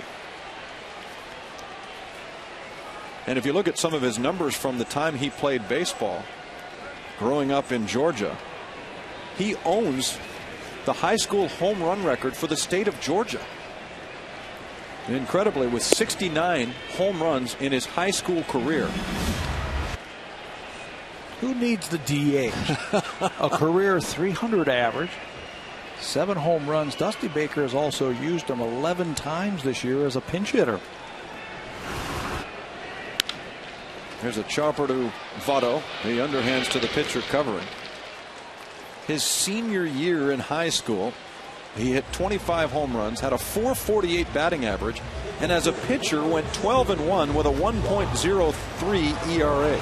You think he drew a few scouts to the game? Yeah. And he can pitch? Yeah. He came up in his last start against Atlanta, and he was actually down in that game. late and basically pitched the Reds to a win and hit them to a win. Dropped by the shortstop. And Hairston watches as Barajas picks up an infield single. This is Michael Owings in his last start. Look at the strength to just muscle that ball the other way. That's a 3-run home run. They won 4-3. They were actually down 2-1 in the game at that time. He's got the great bat toss too. Yeah. 2 home runs and 7 RBIs this year to go along with 3 doubles and a triple. Yeah, they don't need the DH in Cincinnati. Strike 1 on Russ Adams.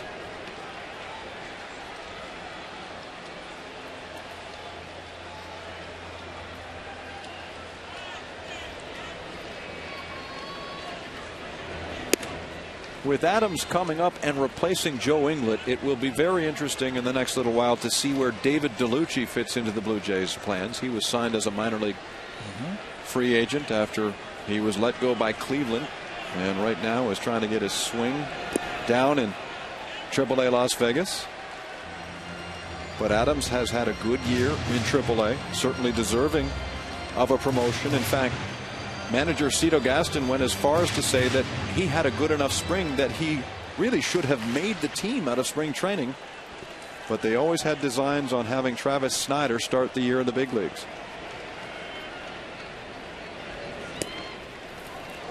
Three and 1. But Barajas does not budge from first. You know, I think one of the things that Russ Adams brings to the table, a little bit more so than Joe Inglet, is he can play shortstop. And if they elect to play him at shortstop, give Marco Scutaro some time off, or if they need some kind of in-game move, he can play there, second, third, all the outfield positions. So he's very versatile. He gives Cito Gaston some options. Here's the 3-1 pitch. He goes after it. Sam, do you have a little more on Russ Adams' situation? Well, it's just in terms of David DeLucci, his numbers in 8 games at AAA Las Vegas, hitting .250 without a home run, 2 runs batted in, 1 stolen base. So started off pretty well with hits in 3 of his first 4 games, but has leveled off since. Well, here's Adams punching the ball near second base, and Phillips is there to make the catch. So Russ is 0 for 3.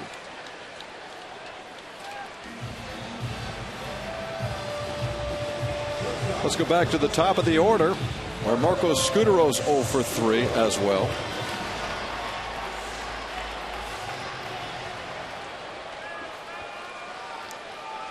Micah Owings has really survived in this game. There were points last inning where a big hit might have knocked him out, but here he is with 2 gone in the 6th.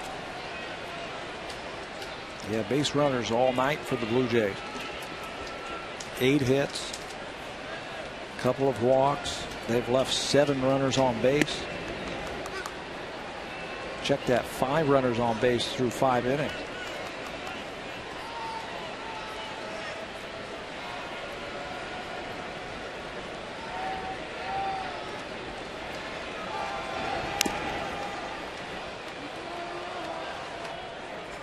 There was a point this year where the Reds found themselves first in the National League Central. Essentially, they were there for 2 days. They got there on the 13th of May, and at that time were 6 games above 500. 20 wins, 14 losses. Now right at 500, 34 and 34.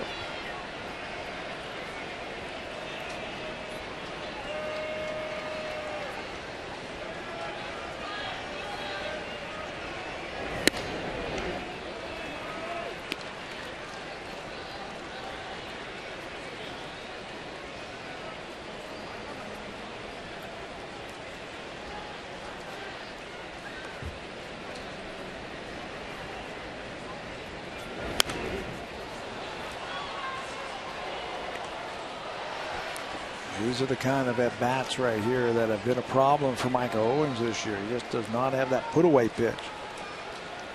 Pretty consistent in his number of pitches through the innings here. 0-2 against Scutaro. He's fouled off a couple. He's taken one for a ball. Now 2 balls. That's what we mean where he can't throw that go-to pitch to get himself out of the inning.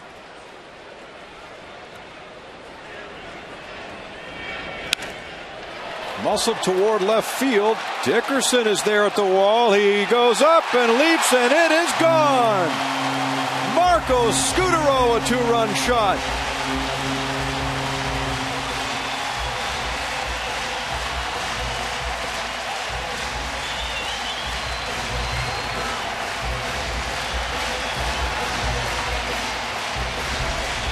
When the ball left the bat, it didn't look like it had a chance. It looked like an off-speed pitch, but he pulls his hands in, gets the meat of the bat on the ball, and just scrapes that back wall for a home run.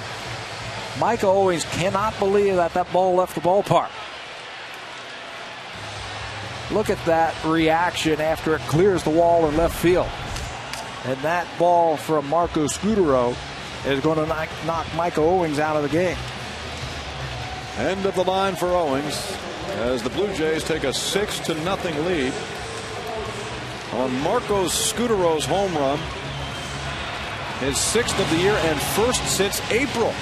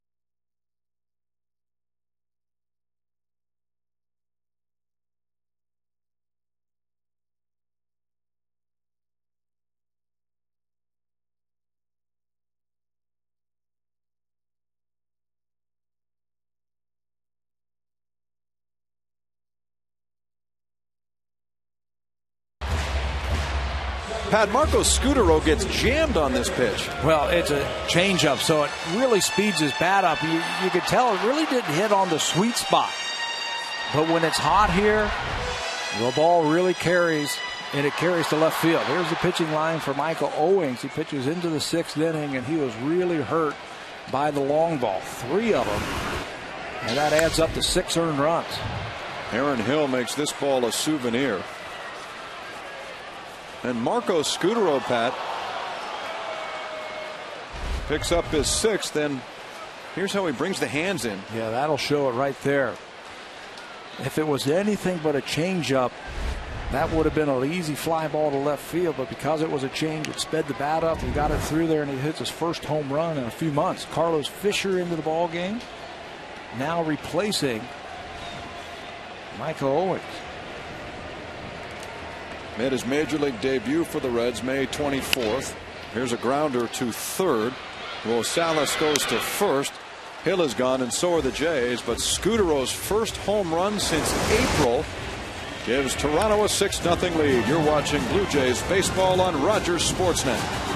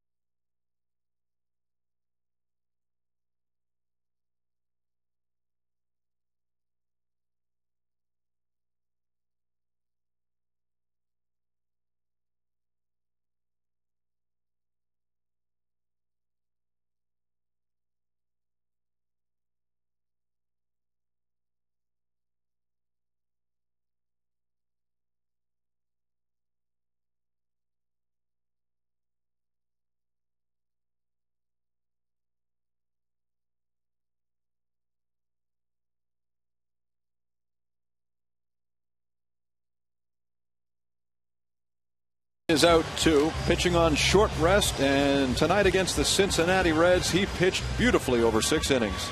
Well, what I really like about those 6 innings and 90 pitches, just one base on ball. Pounding the strike zone, using that changeup. Yeah, the strikeouts, the 7 is a season high. And Sean Camp will pick up Brian Tallett into the game for the 24th time this year for Cito Gaston. An ICRA sinker slider type of pitcher. And Sean Camp is well rested after the off day yesterday. Camp pitched 3 days ago in Washington.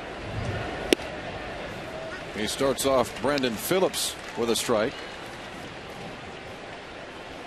Camp pitched in 2 of the 3 games against the Nationals.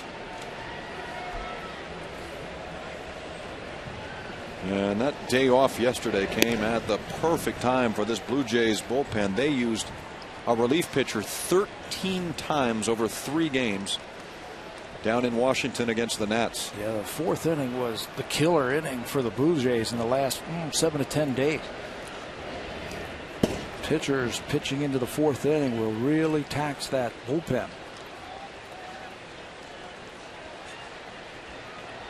On Friday, Brian Tallett only went 5, removed for a pinch hitter. And that game went 11. 6 relievers were used. Saturday, they used 4 relief pitchers. As the ball is grounded up the middle, a base hit.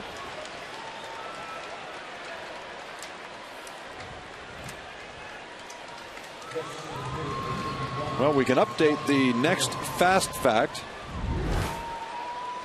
which is presented by Rogers. The Blue Jays now lead the American League with 220 quality starts since the beginning of 2007. Now that Brian Tallett has added 1 tonight.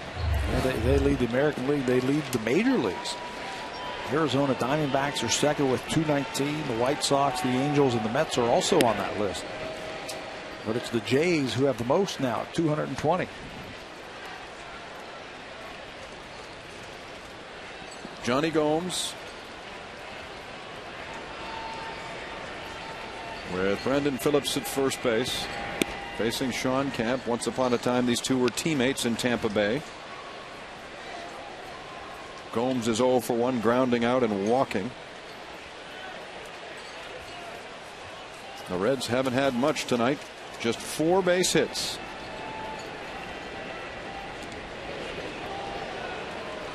That one brings Overbay off the bag. What a play by Overbay to keep the double play in order. You got to find the ball. You know the runner's coming into you. You got to reach around that runner. Save Sean Camp an error.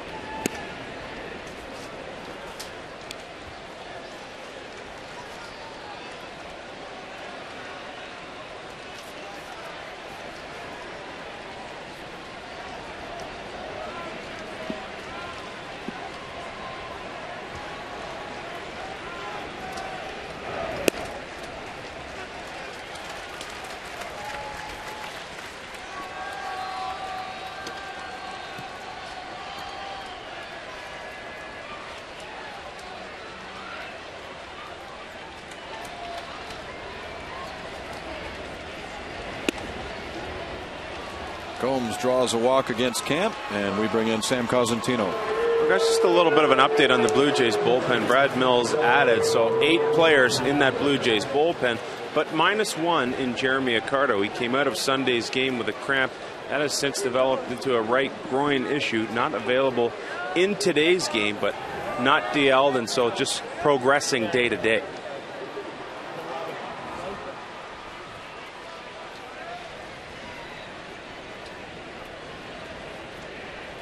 Mills made his big league debut on Thursday in Philadelphia, and he won't get a start again until Saturday against the Phillies. He's scheduled to go that afternoon against Cole Hamels.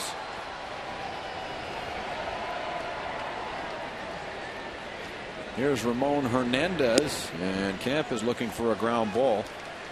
Tonight was supposed to be Scott Richmond's turn in the rotation as you see Jesse Carlson start to throw. But Richmond had to pitch some innings in relief on Saturday in Washington, so they bumped him back one day and moved Talent up. In fact, Richmond took the loss Saturday after giving up a walk-off home run to Willie Harris in the 12th. Pitched a beauty in Philadelphia to get the Jays off to a good start. Comes back in relief, and now he's pushed back. Here's the 2-1 pitch, and that catches the strike zone. And he's seated down in that dugout with Brett Cecil, who pitched a wonderful game Saturday against Washington, going 7 innings. A no decision for Brett. And he'll go again on Thursday night here in Toronto against Johnny Cueto.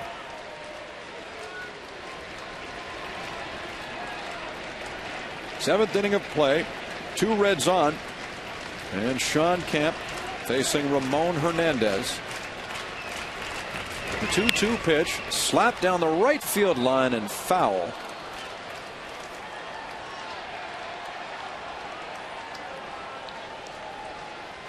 They still love Snyder here in Toronto.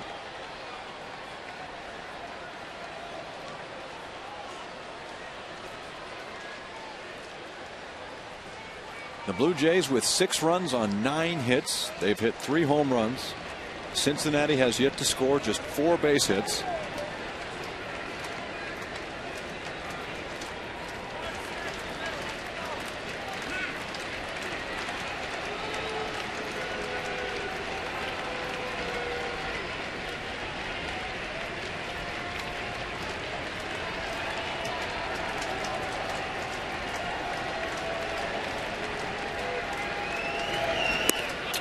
Slider well off the plate, and it's 3-2. Yeah, this is not good. A leadoff single, a walk, you fall behind. Got to make a pitch right here. If you can get the ball on the ground, you can get Hernandez in a double play. He has done that 6 times this year. Does not run well. And Camp can do it when he throws a good fastball with that sinking action, but he's got to spot it.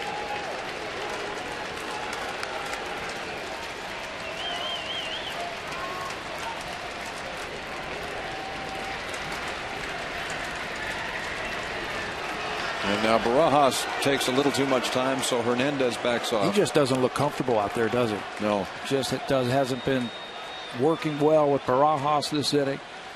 Doesn't have a feel for that slider. Has been shaking off Barajas a lot. He's 1 pitch away from loading the bases. To a guy who could knock it out of here.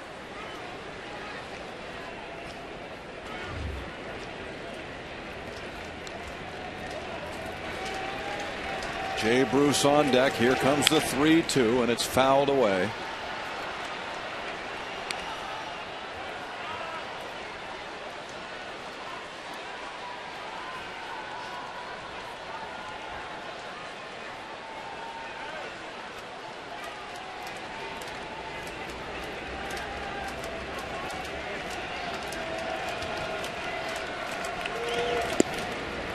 It is low, ball 4.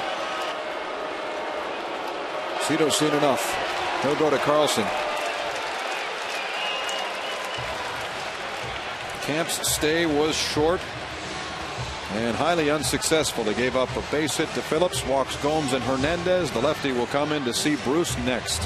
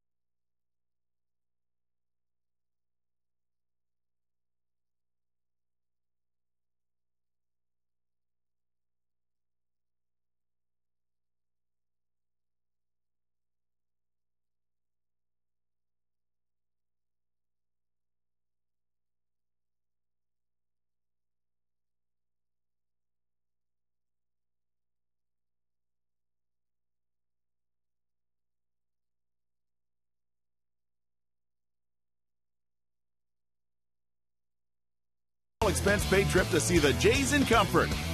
TD Canada Trust, putting you in the comfort zone.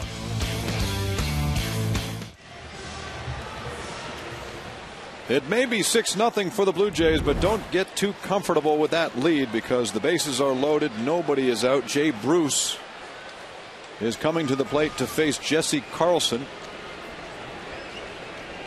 And Carlson has not exactly been lights out lately. He deals the first one over the plate for a strike. He entered the 9th inning on Sunday with the Blue Jays ahead comfortably 9-2, but had all kinds of trouble. As Bruce hits this one toward the corner, and it's down for a base hit. So here come two Cincinnati Reds in to score, and they've cut the lead to 4 on the 2 RBI double by Bruce.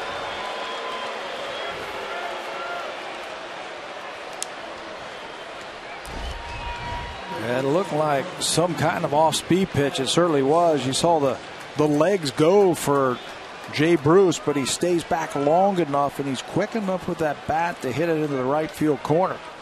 A couple of runs scored, and the Blue Jays right now are just looking for any kind of out. They'll concede a run at the plate. They'll keep the infield back. Looking for anything right now as the bullpen has made this a game. Adam Rosales is the hitter, hitting just .198. And the Reds have Chris Dickerson, the left fielder, on deck. No one gone. 0-2 on the hitter. Ramon Hernandez stands at third. Jay Bruce up at second after the double. The Blue Jays, with talent on the mound, were in cruise control. But Sean Kemp couldn't get anybody out.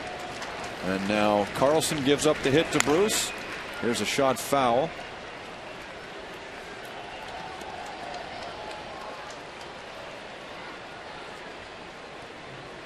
On Sunday, Jesse allowed 2 runs on 4 hits and had to be replaced. Though the Jays had a comfy lead by Jason Frazier, who finished off the Nationals with a third of an inning. He gets the 0-2 pitch, and it's fouled away. Yeah, he did have a nice outing in Philadelphia when he came in and struck out the side. That was signs of some life from Carlson. He just needs to get that breaking ball in a better position right now. 0-2, you do not want to make a mistake here. You've got him on the ropes, the batter. Now let's finish him off. The pitch fly down the right field line, and it's out of play.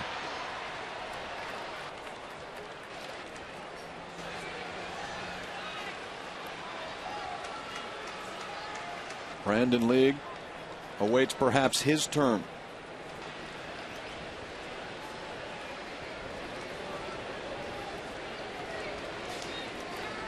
Here are the Reds trying to inch their way back.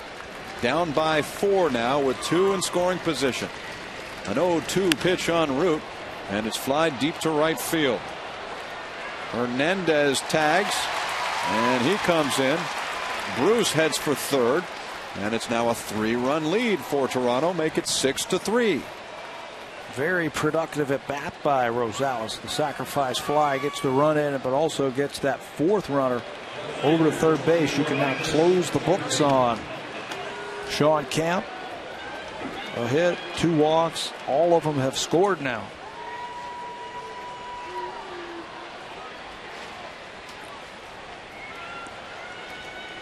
Brian Talent watches with interest. He put together 6 outstanding innings of scoreless baseball against the Reds, and he has just watched his lead cut in half. And now here's Chris Dickerson, who's 1 for 2. Blue Jays again will concede that run. They've got the infield back. Runner on third base, less than 2 outs.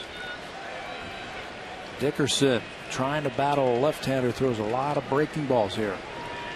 Looking just to get something in the middle of the diamond to get that run in.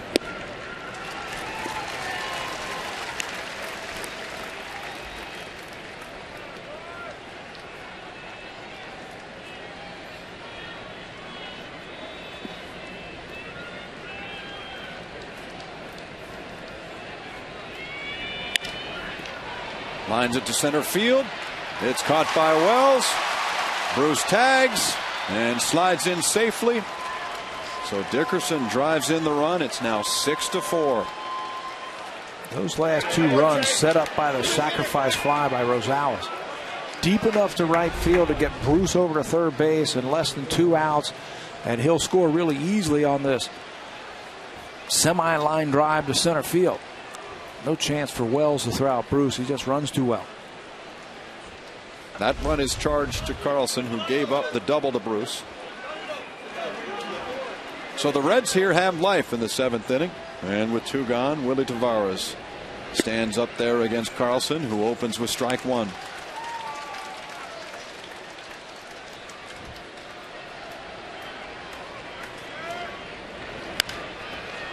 Fly ball into right.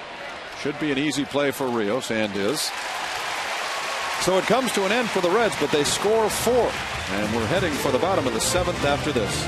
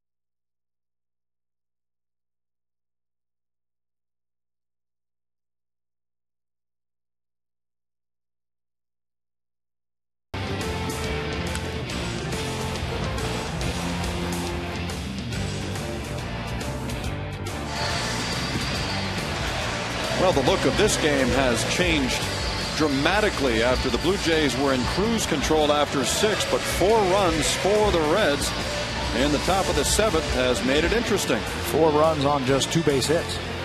A little single through the middle and a double by Bruce. Throwing a couple of sacrifice flies and a couple of walks. But now Jays got a chip back and picked up momentum back on their side. That'll help. What a rocket into the corner by Vernon Wells. He turns for second. And that's an emphatic double for Wells. In baseball, we call this ball's covered. Fastball on the inner half. And Wells, who was a fastball first ball hitter, rips it into the corner for extra bases. Now the Jays have the right hitters, I think, coming up. Roland, who's on a tear. Lind, who's hit the ball hard today. They got to get him around. And they're dealing here with a young right-hander who's in his first year of Major League Baseball, Carlos Fisher. Roland's having a night, 2 for 3. He hit his 5th home run in the 2nd, has added a single, and has extended his hitting streak to 12 games.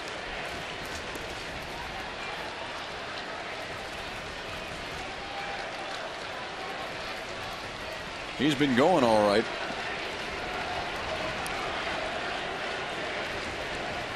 Fisher sets on the 1-1. Here is the pitch, a breaking ball off the plate.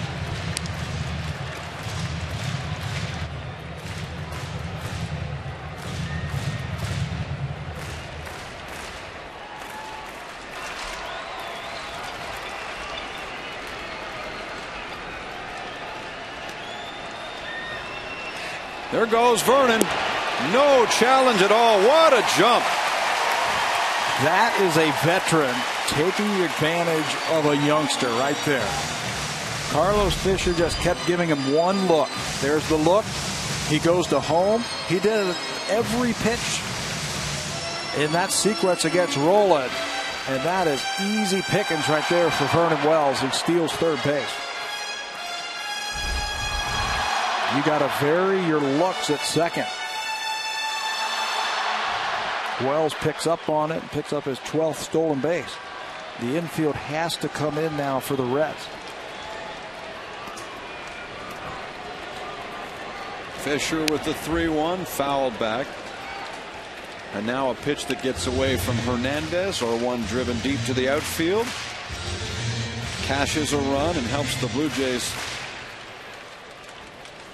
increase their lead after giving up 4 at the top of the inning. Wells with a double and now a stolen base. 3-2 to Roland. And that is caught by Hairston.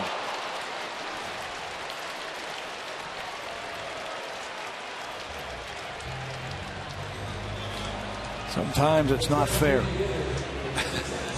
Rolling all over this 3-2 breaking ball and hits it right at the shortstop, Jerry Hairston, who makes a great play to momentarily keep Wells at third.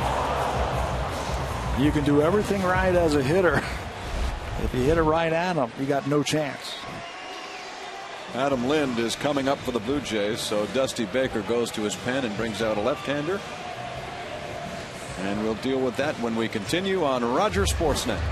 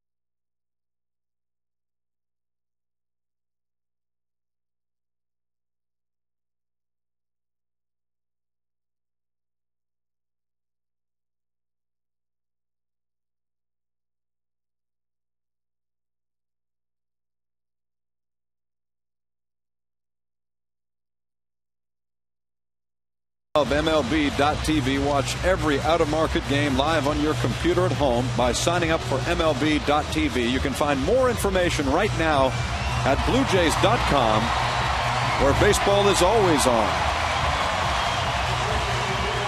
Well, when the Cincinnati Reds traded Josh Hamilton to Texas, they got Edinson Volquez, a starting pitcher, and this young left-hander, Daniel Herrera. Yeah, he's not very big, but his stuff is very good. Averaging almost a strikeout per inning. He's got a nasty screwball, a little bit of a split change. He throws about 3/4. He hides the ball well. And Adam Lind is the first guy he gets to face. One of the things that he has done well this year, he's got the best percentage of inherited runners not scoring. 22 times he's come in with runners on, and he's only allowed 4 base runners to score. One of 10 Reds to make their major league debuts last year after coming over in the deal with Texas. 1 out, 1 on, and Lynn smacks it foul. Vernon Wells led off this half of the inning with a double. Stole third on Carlos Fisher. And then the Reds brought the infield in, and Scott Rowland lined one right to Jerry Hairston. So the infield remains in, and there are 2 strikes on Adam Lind. Base hit. Here's Wells coming in to score. And the Blue Jays have now scored 7 times and lead by 3. Just a great approach by Adam Lind. 2 strikes, hey, no problem. Left-hander with a lot of movement, a lot of junk. He stays back, stays on it. And I think it's a mistake to throw him away with 2 strikes because he does so well against that ball away. RBI number 50 for Lind, the first Blue Jay to reach that plateau this year. Strike 1 on Alex Rios.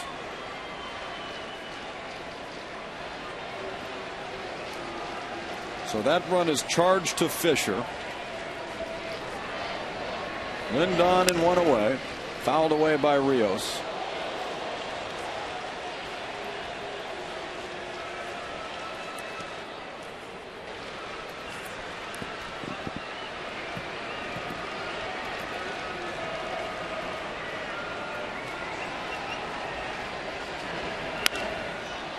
Popped up, back of second. Out goes Phillips.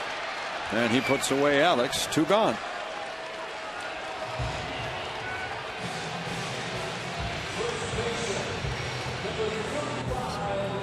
Well, Lyle Overbay will face the left-hander. Lyle is over 2 after an outstanding Sunday afternoon in Washington when he drove in 5 runs. Rios takes his seat. He will watch as Overbay hits with 2 out. 1 run in here in the 7th on 2 base hits. And Herrera gets a strike. All arms and legs, and throws the ball about 75 miles an hour on that pitch. That could drive a right-handed batter crazy, I think, when you see the ball out of his hand and then just pops and just disappears. It'll really mess up your timing.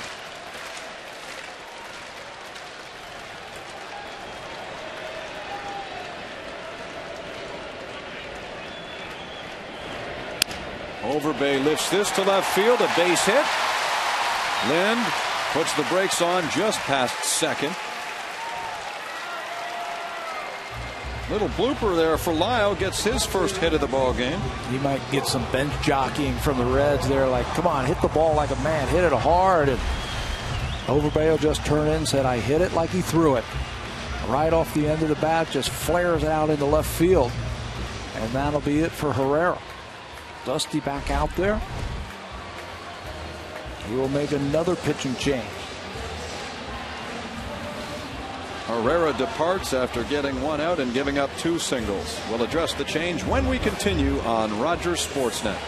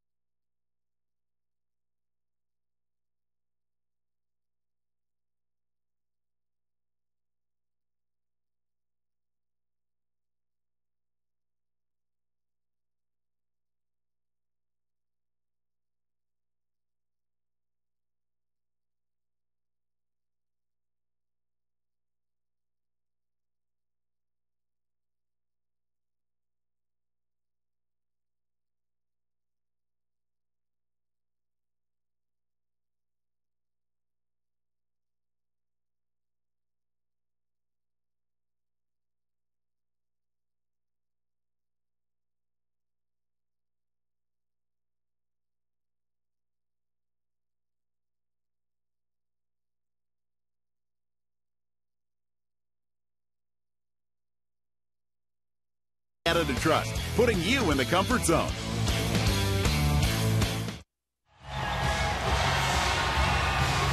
Jared Burton is the new man on the mound, and you're going to get on Sportsnet.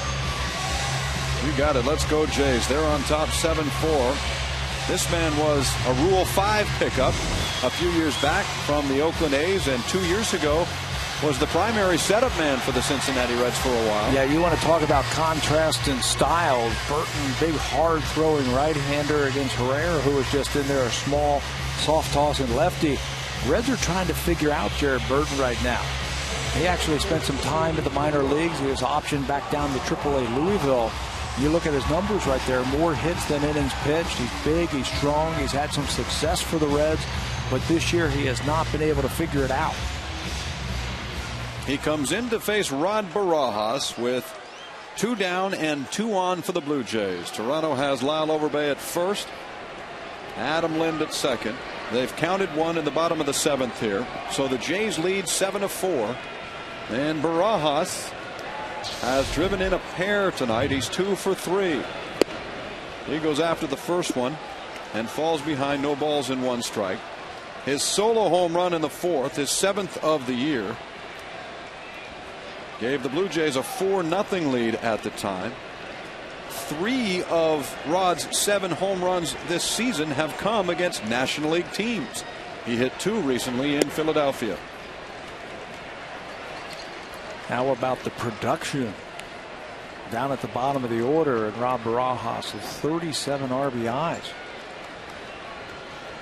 to go along with a pretty decent average in 275. That's good production from your number 8 hitter.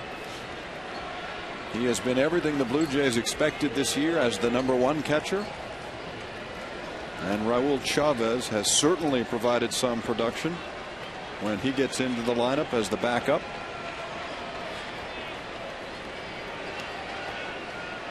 On 1-1. A high fastball. And Rod falls behind 1-2.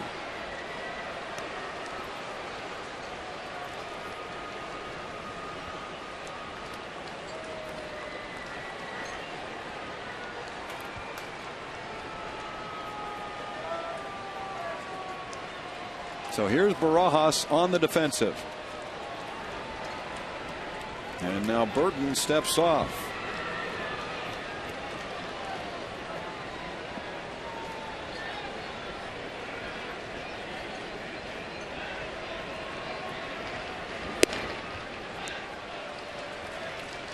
Burton was born and raised in Westminster, South Carolina.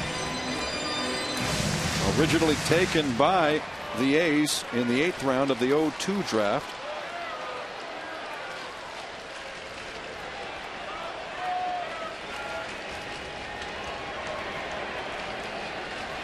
Two on Barajas, swung on and missed, and he strikes him out. That ends the 7th. The Blue Jays pick up a run on 3 hits and lead 7-4.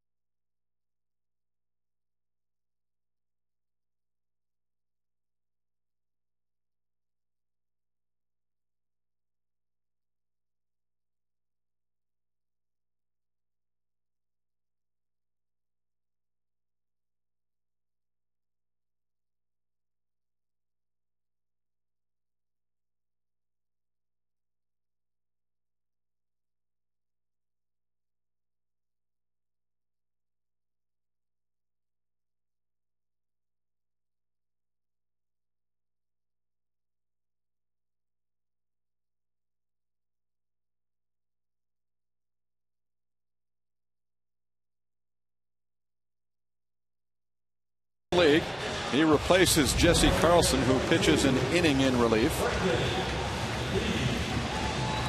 League makes his 29th appearance of the year. Brandon last pitched on Sunday in Washington, going 2/3 of an inning and striking out Alberto Gonzalez. Even the problems that the Jays have had, even though they've had them in the bullpen this year with the injuries and some of the non-production players, the numbers for the relievers this year are still 10 and 11. They've won 10 games out of the pen, and their ERA is actually 5th in the American League at about just over 4. So Cito Gaston, Brad Arnsberg piecing it together now with the injury to Scott Downs.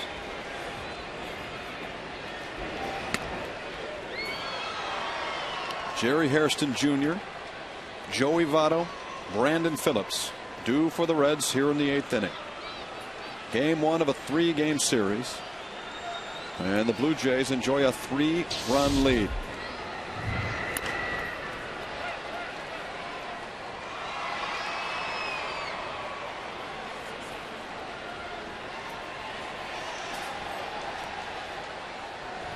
They really have earned their money this year trying to figure out who's going to close games, who's the setup guy, who's the lefty, who's the long man. I mean, it seems like it has changed from week to week this year for the Blue Jays. Yeah.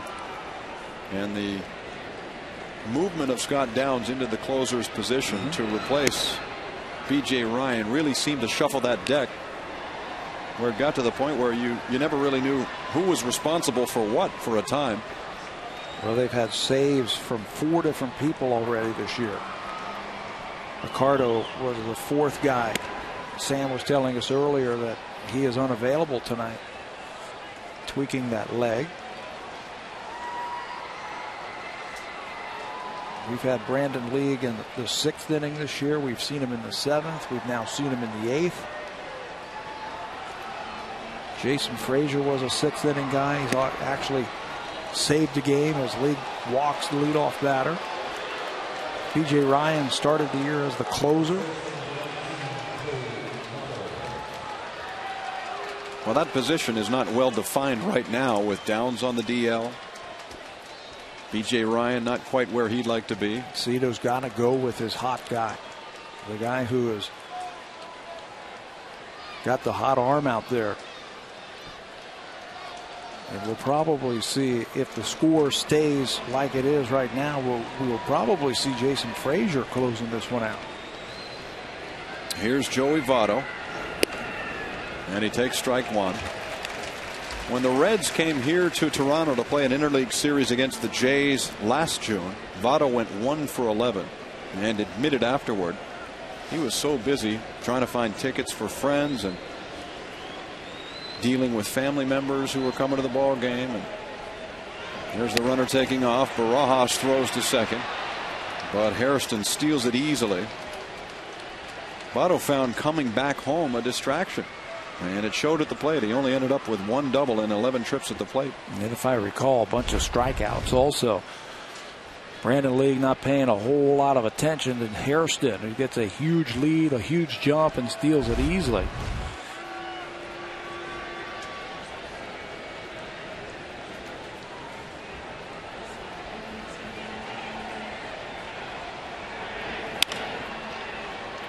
Scudero picks up the baseball and throws out Votto.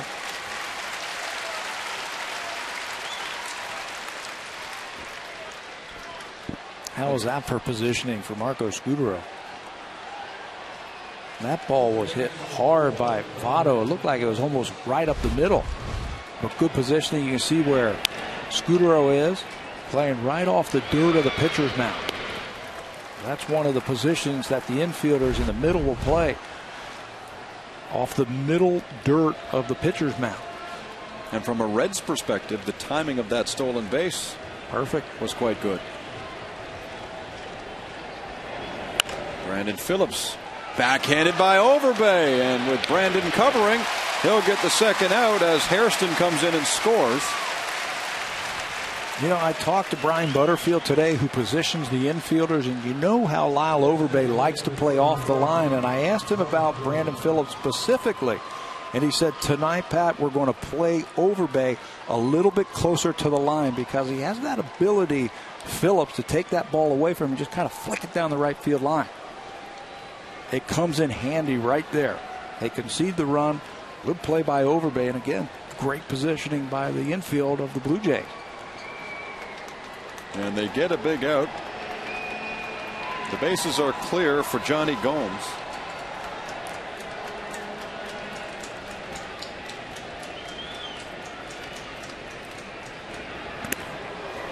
That runs in and hits Gomes. So right away, League is a little wild and puts one on for Ramon Hernandez. And who would have thought when this game was 6-0, the Reds would bring the tying run to the plate in the 8th inning? It looked so easy for the Blue Jays for the longest time, but now, as that one hits Gomes around the midsection, he's on for Ramon Hernandez, who's got some power. And Hernandez represents the tying run.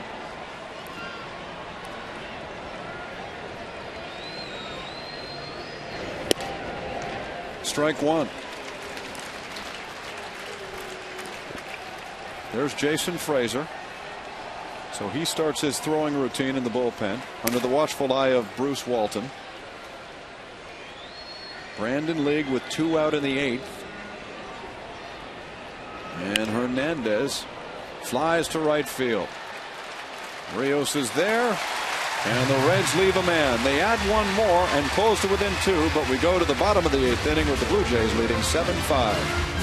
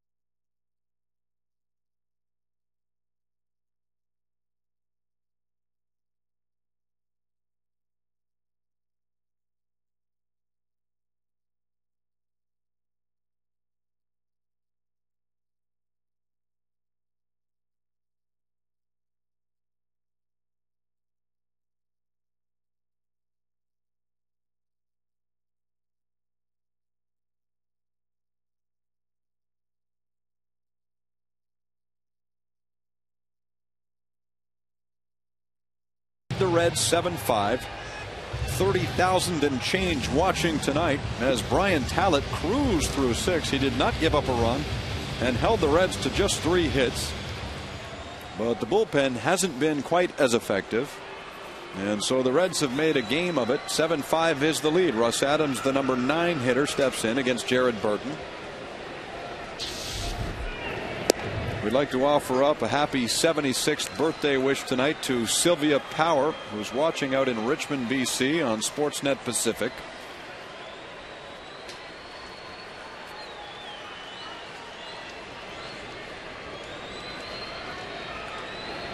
And if you ever have the pleasure to call the Blue Jays reception line here in Toronto, you might get on the line with Marianne Sterling, a wonderful woman who works very hard, and she's celebrating a birthday today, and we send our best to her as well.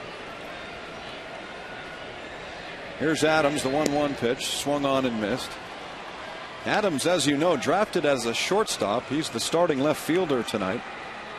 I asked him before the game about defensive alignment, and he said, I'm just going to do whatever Vernon Wells does. Yeah, and keep the other eye looking in the dugout and make sure you got the coaches placing you where you need to be. Center fielder, for the most part, is the captain out there. And he'll watch the guys on either side of him and kind of move them if he feels. There's Willie Taveras, who's the captain out there in the outfield for the Reds.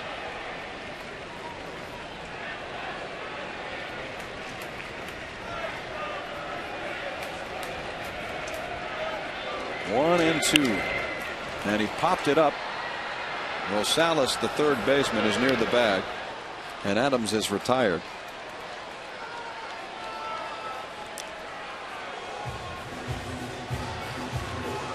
Outfielder positioning can be so detailed at the major league level. And it often comes down to not only who the pitcher is and what they throw, but what kind of a count. What the count is, how about when in the game are you? What's the score? Are there runners on? What type of hitters up at the plate? You'll see guys playing one place with a leadoff hitter up in the count 2-0, and they might be playing in a different spot if the count was 0-2 against the same type of hitter.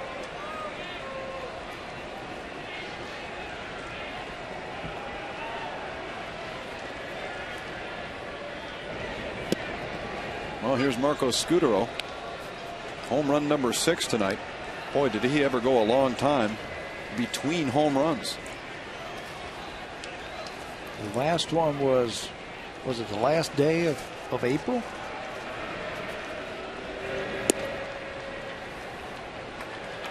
In Kansas City. Home run number 5. That was a leadoff home run. That was the first series the Blue Jays actually lost. It seems so long ago. There's the 2-1 pitch. That was his 2-2 on Scutaro. That was his 5th home run in the month of April. The most he has ever hit in 1 month in his career. 5 home runs in the month of April. He took May off, and he took 22 days of June off before he hit his next one. But that's not his game. No. He just finds more creative ways to score runs.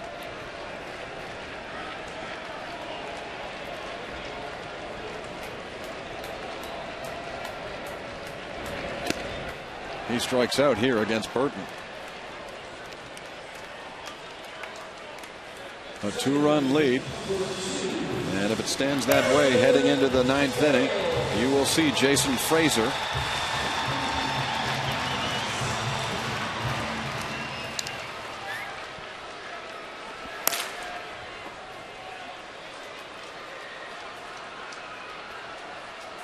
Bruce, Rosales, and Dickerson scheduled to hit for the Reds in the top of the 9th inning. Aaron Hill fouls back the first one.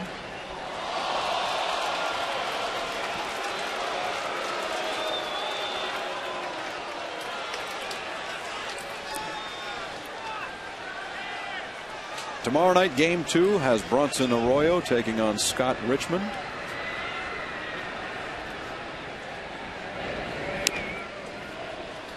Two strikes on Hill.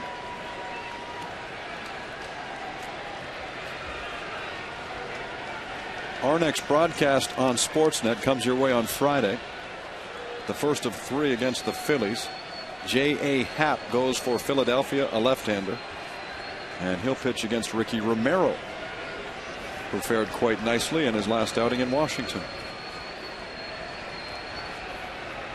The 0-2 pitch, low and inside. It should be a fun time. That's the charity broadcast auction next Friday. You're going to bid on a couple of things? You'll be busy. I'll be busy, but I do have a Visa. That's being used a lot. Give it to Scott Carson. He'll put your name in on a couple of items.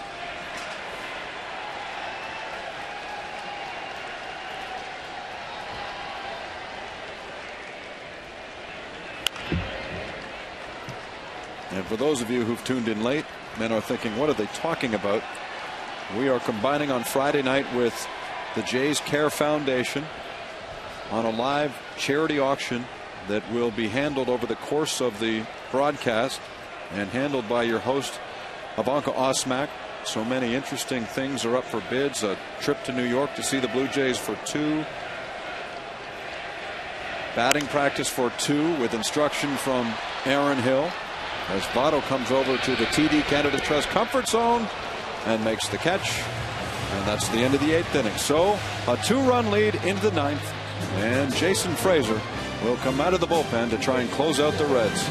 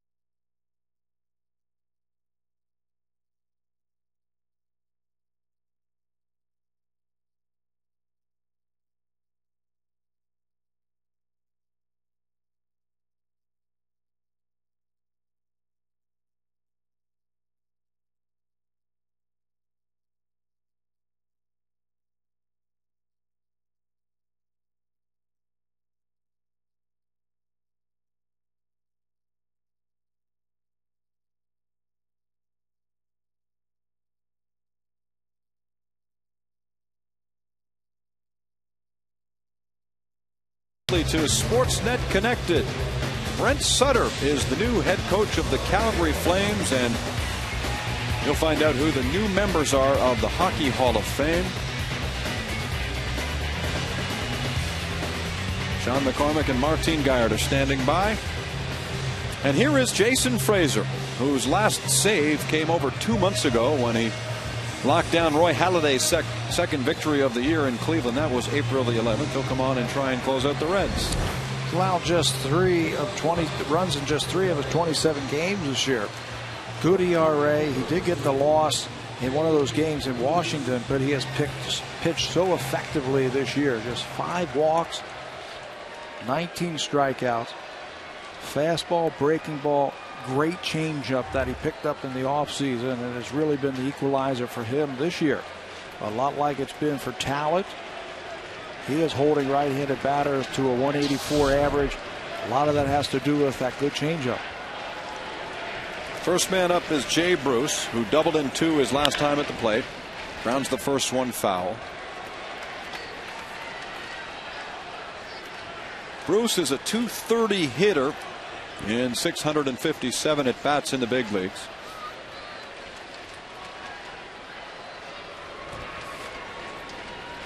You just know that he's going to be a good player. If you watch him, he's got size, he's got good bat speed, he's got good bat control. The ball really jumps off of his bat when he swings. He just has to understand what the pitcher is trying to do to him as a batter. This is high and deep to right field, but stays in the park for Alex Rios. And there's one down in the 9th inning. Maybe a home run in Cincinnati. Oh, yeah? I was telling you before the game, that is really built for left-handed batters.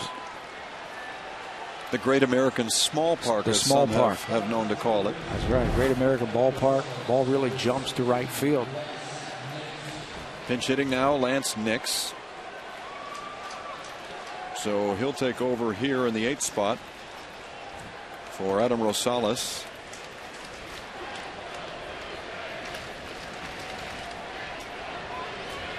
And he's got 7 home runs. And just 149 at-bats.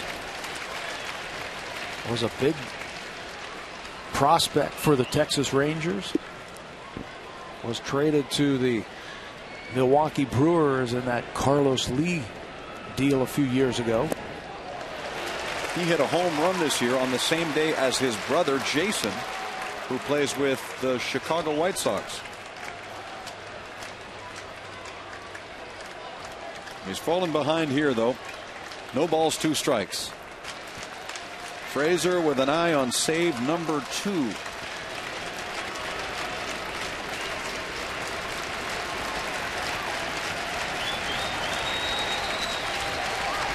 Here she comes, and the changeup is off the plate. 1 ball, 2 strikes. Chris Dickerson is on deck for the Reds. You have to respect the fastball from Frazier. He can rush it up there about 94 miles an hour. Got a good breaking ball when he's throwing it for strikes. And then that changeup helps him pick up lots of strikeouts.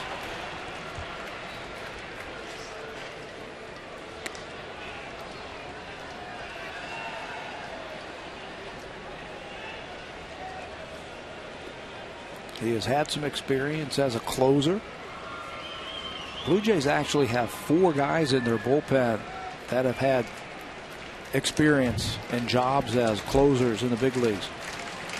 Ryan and Downs, Accardo a couple of years ago, and Frazier, I believe 4 years ago, with 17 saves. There's the 1-2 pitch, fouled back.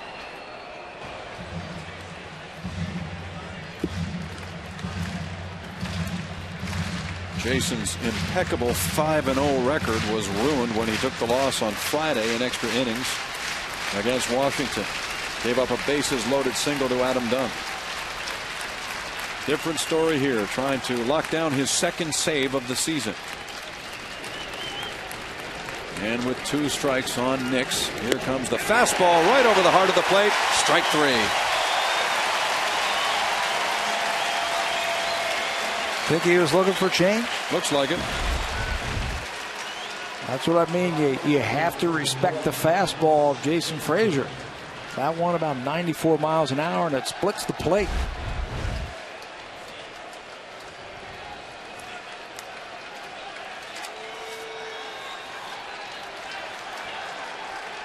So here comes Chris Dickerson.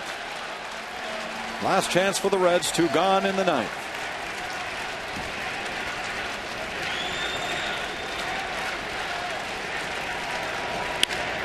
Slash to left field, base hit.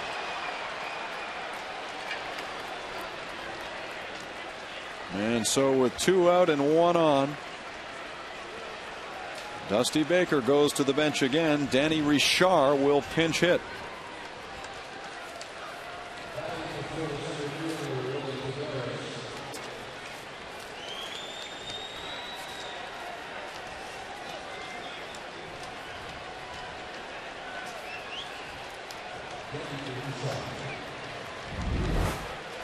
Here comes the numbers from Richard. He was just recalled from Louisville this weekend when the Reds made a ton of changes to their roster. There's his numbers. I don't know what kind of ball player he's going to end up being, but he can always tell his grandkids that he was traded for Ken Griffey Jr. First one in the dirt. Dickerson staying put at first base. They're doing a little scoreboard watching. The Yankees have already lost. Tampa Bay has lost as well. Boston is leading Washington 6-3. So the Jays, with a victory here, would tie the New York Yankees for 2nd spot in the division. 1 ball and no strikes on Richard. Slap foul.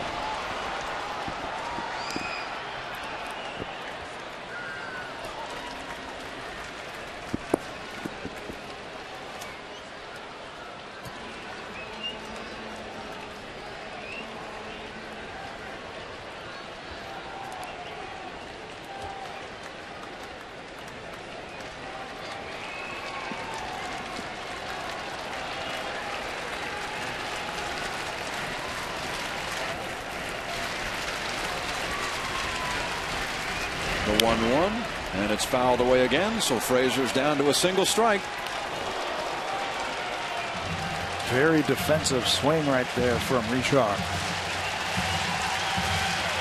He must know a little something about Frazier also. Threw him a couple of fastballs that he just fouled off with hardly any weight shift.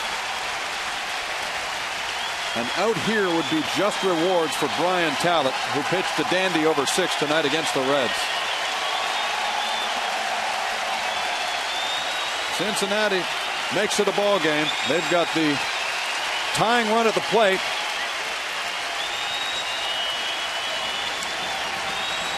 So here's Frazier with a 2-strike pitch on the way. And it's rolled out toward second. Hustling in is Hill, and that is the ball game.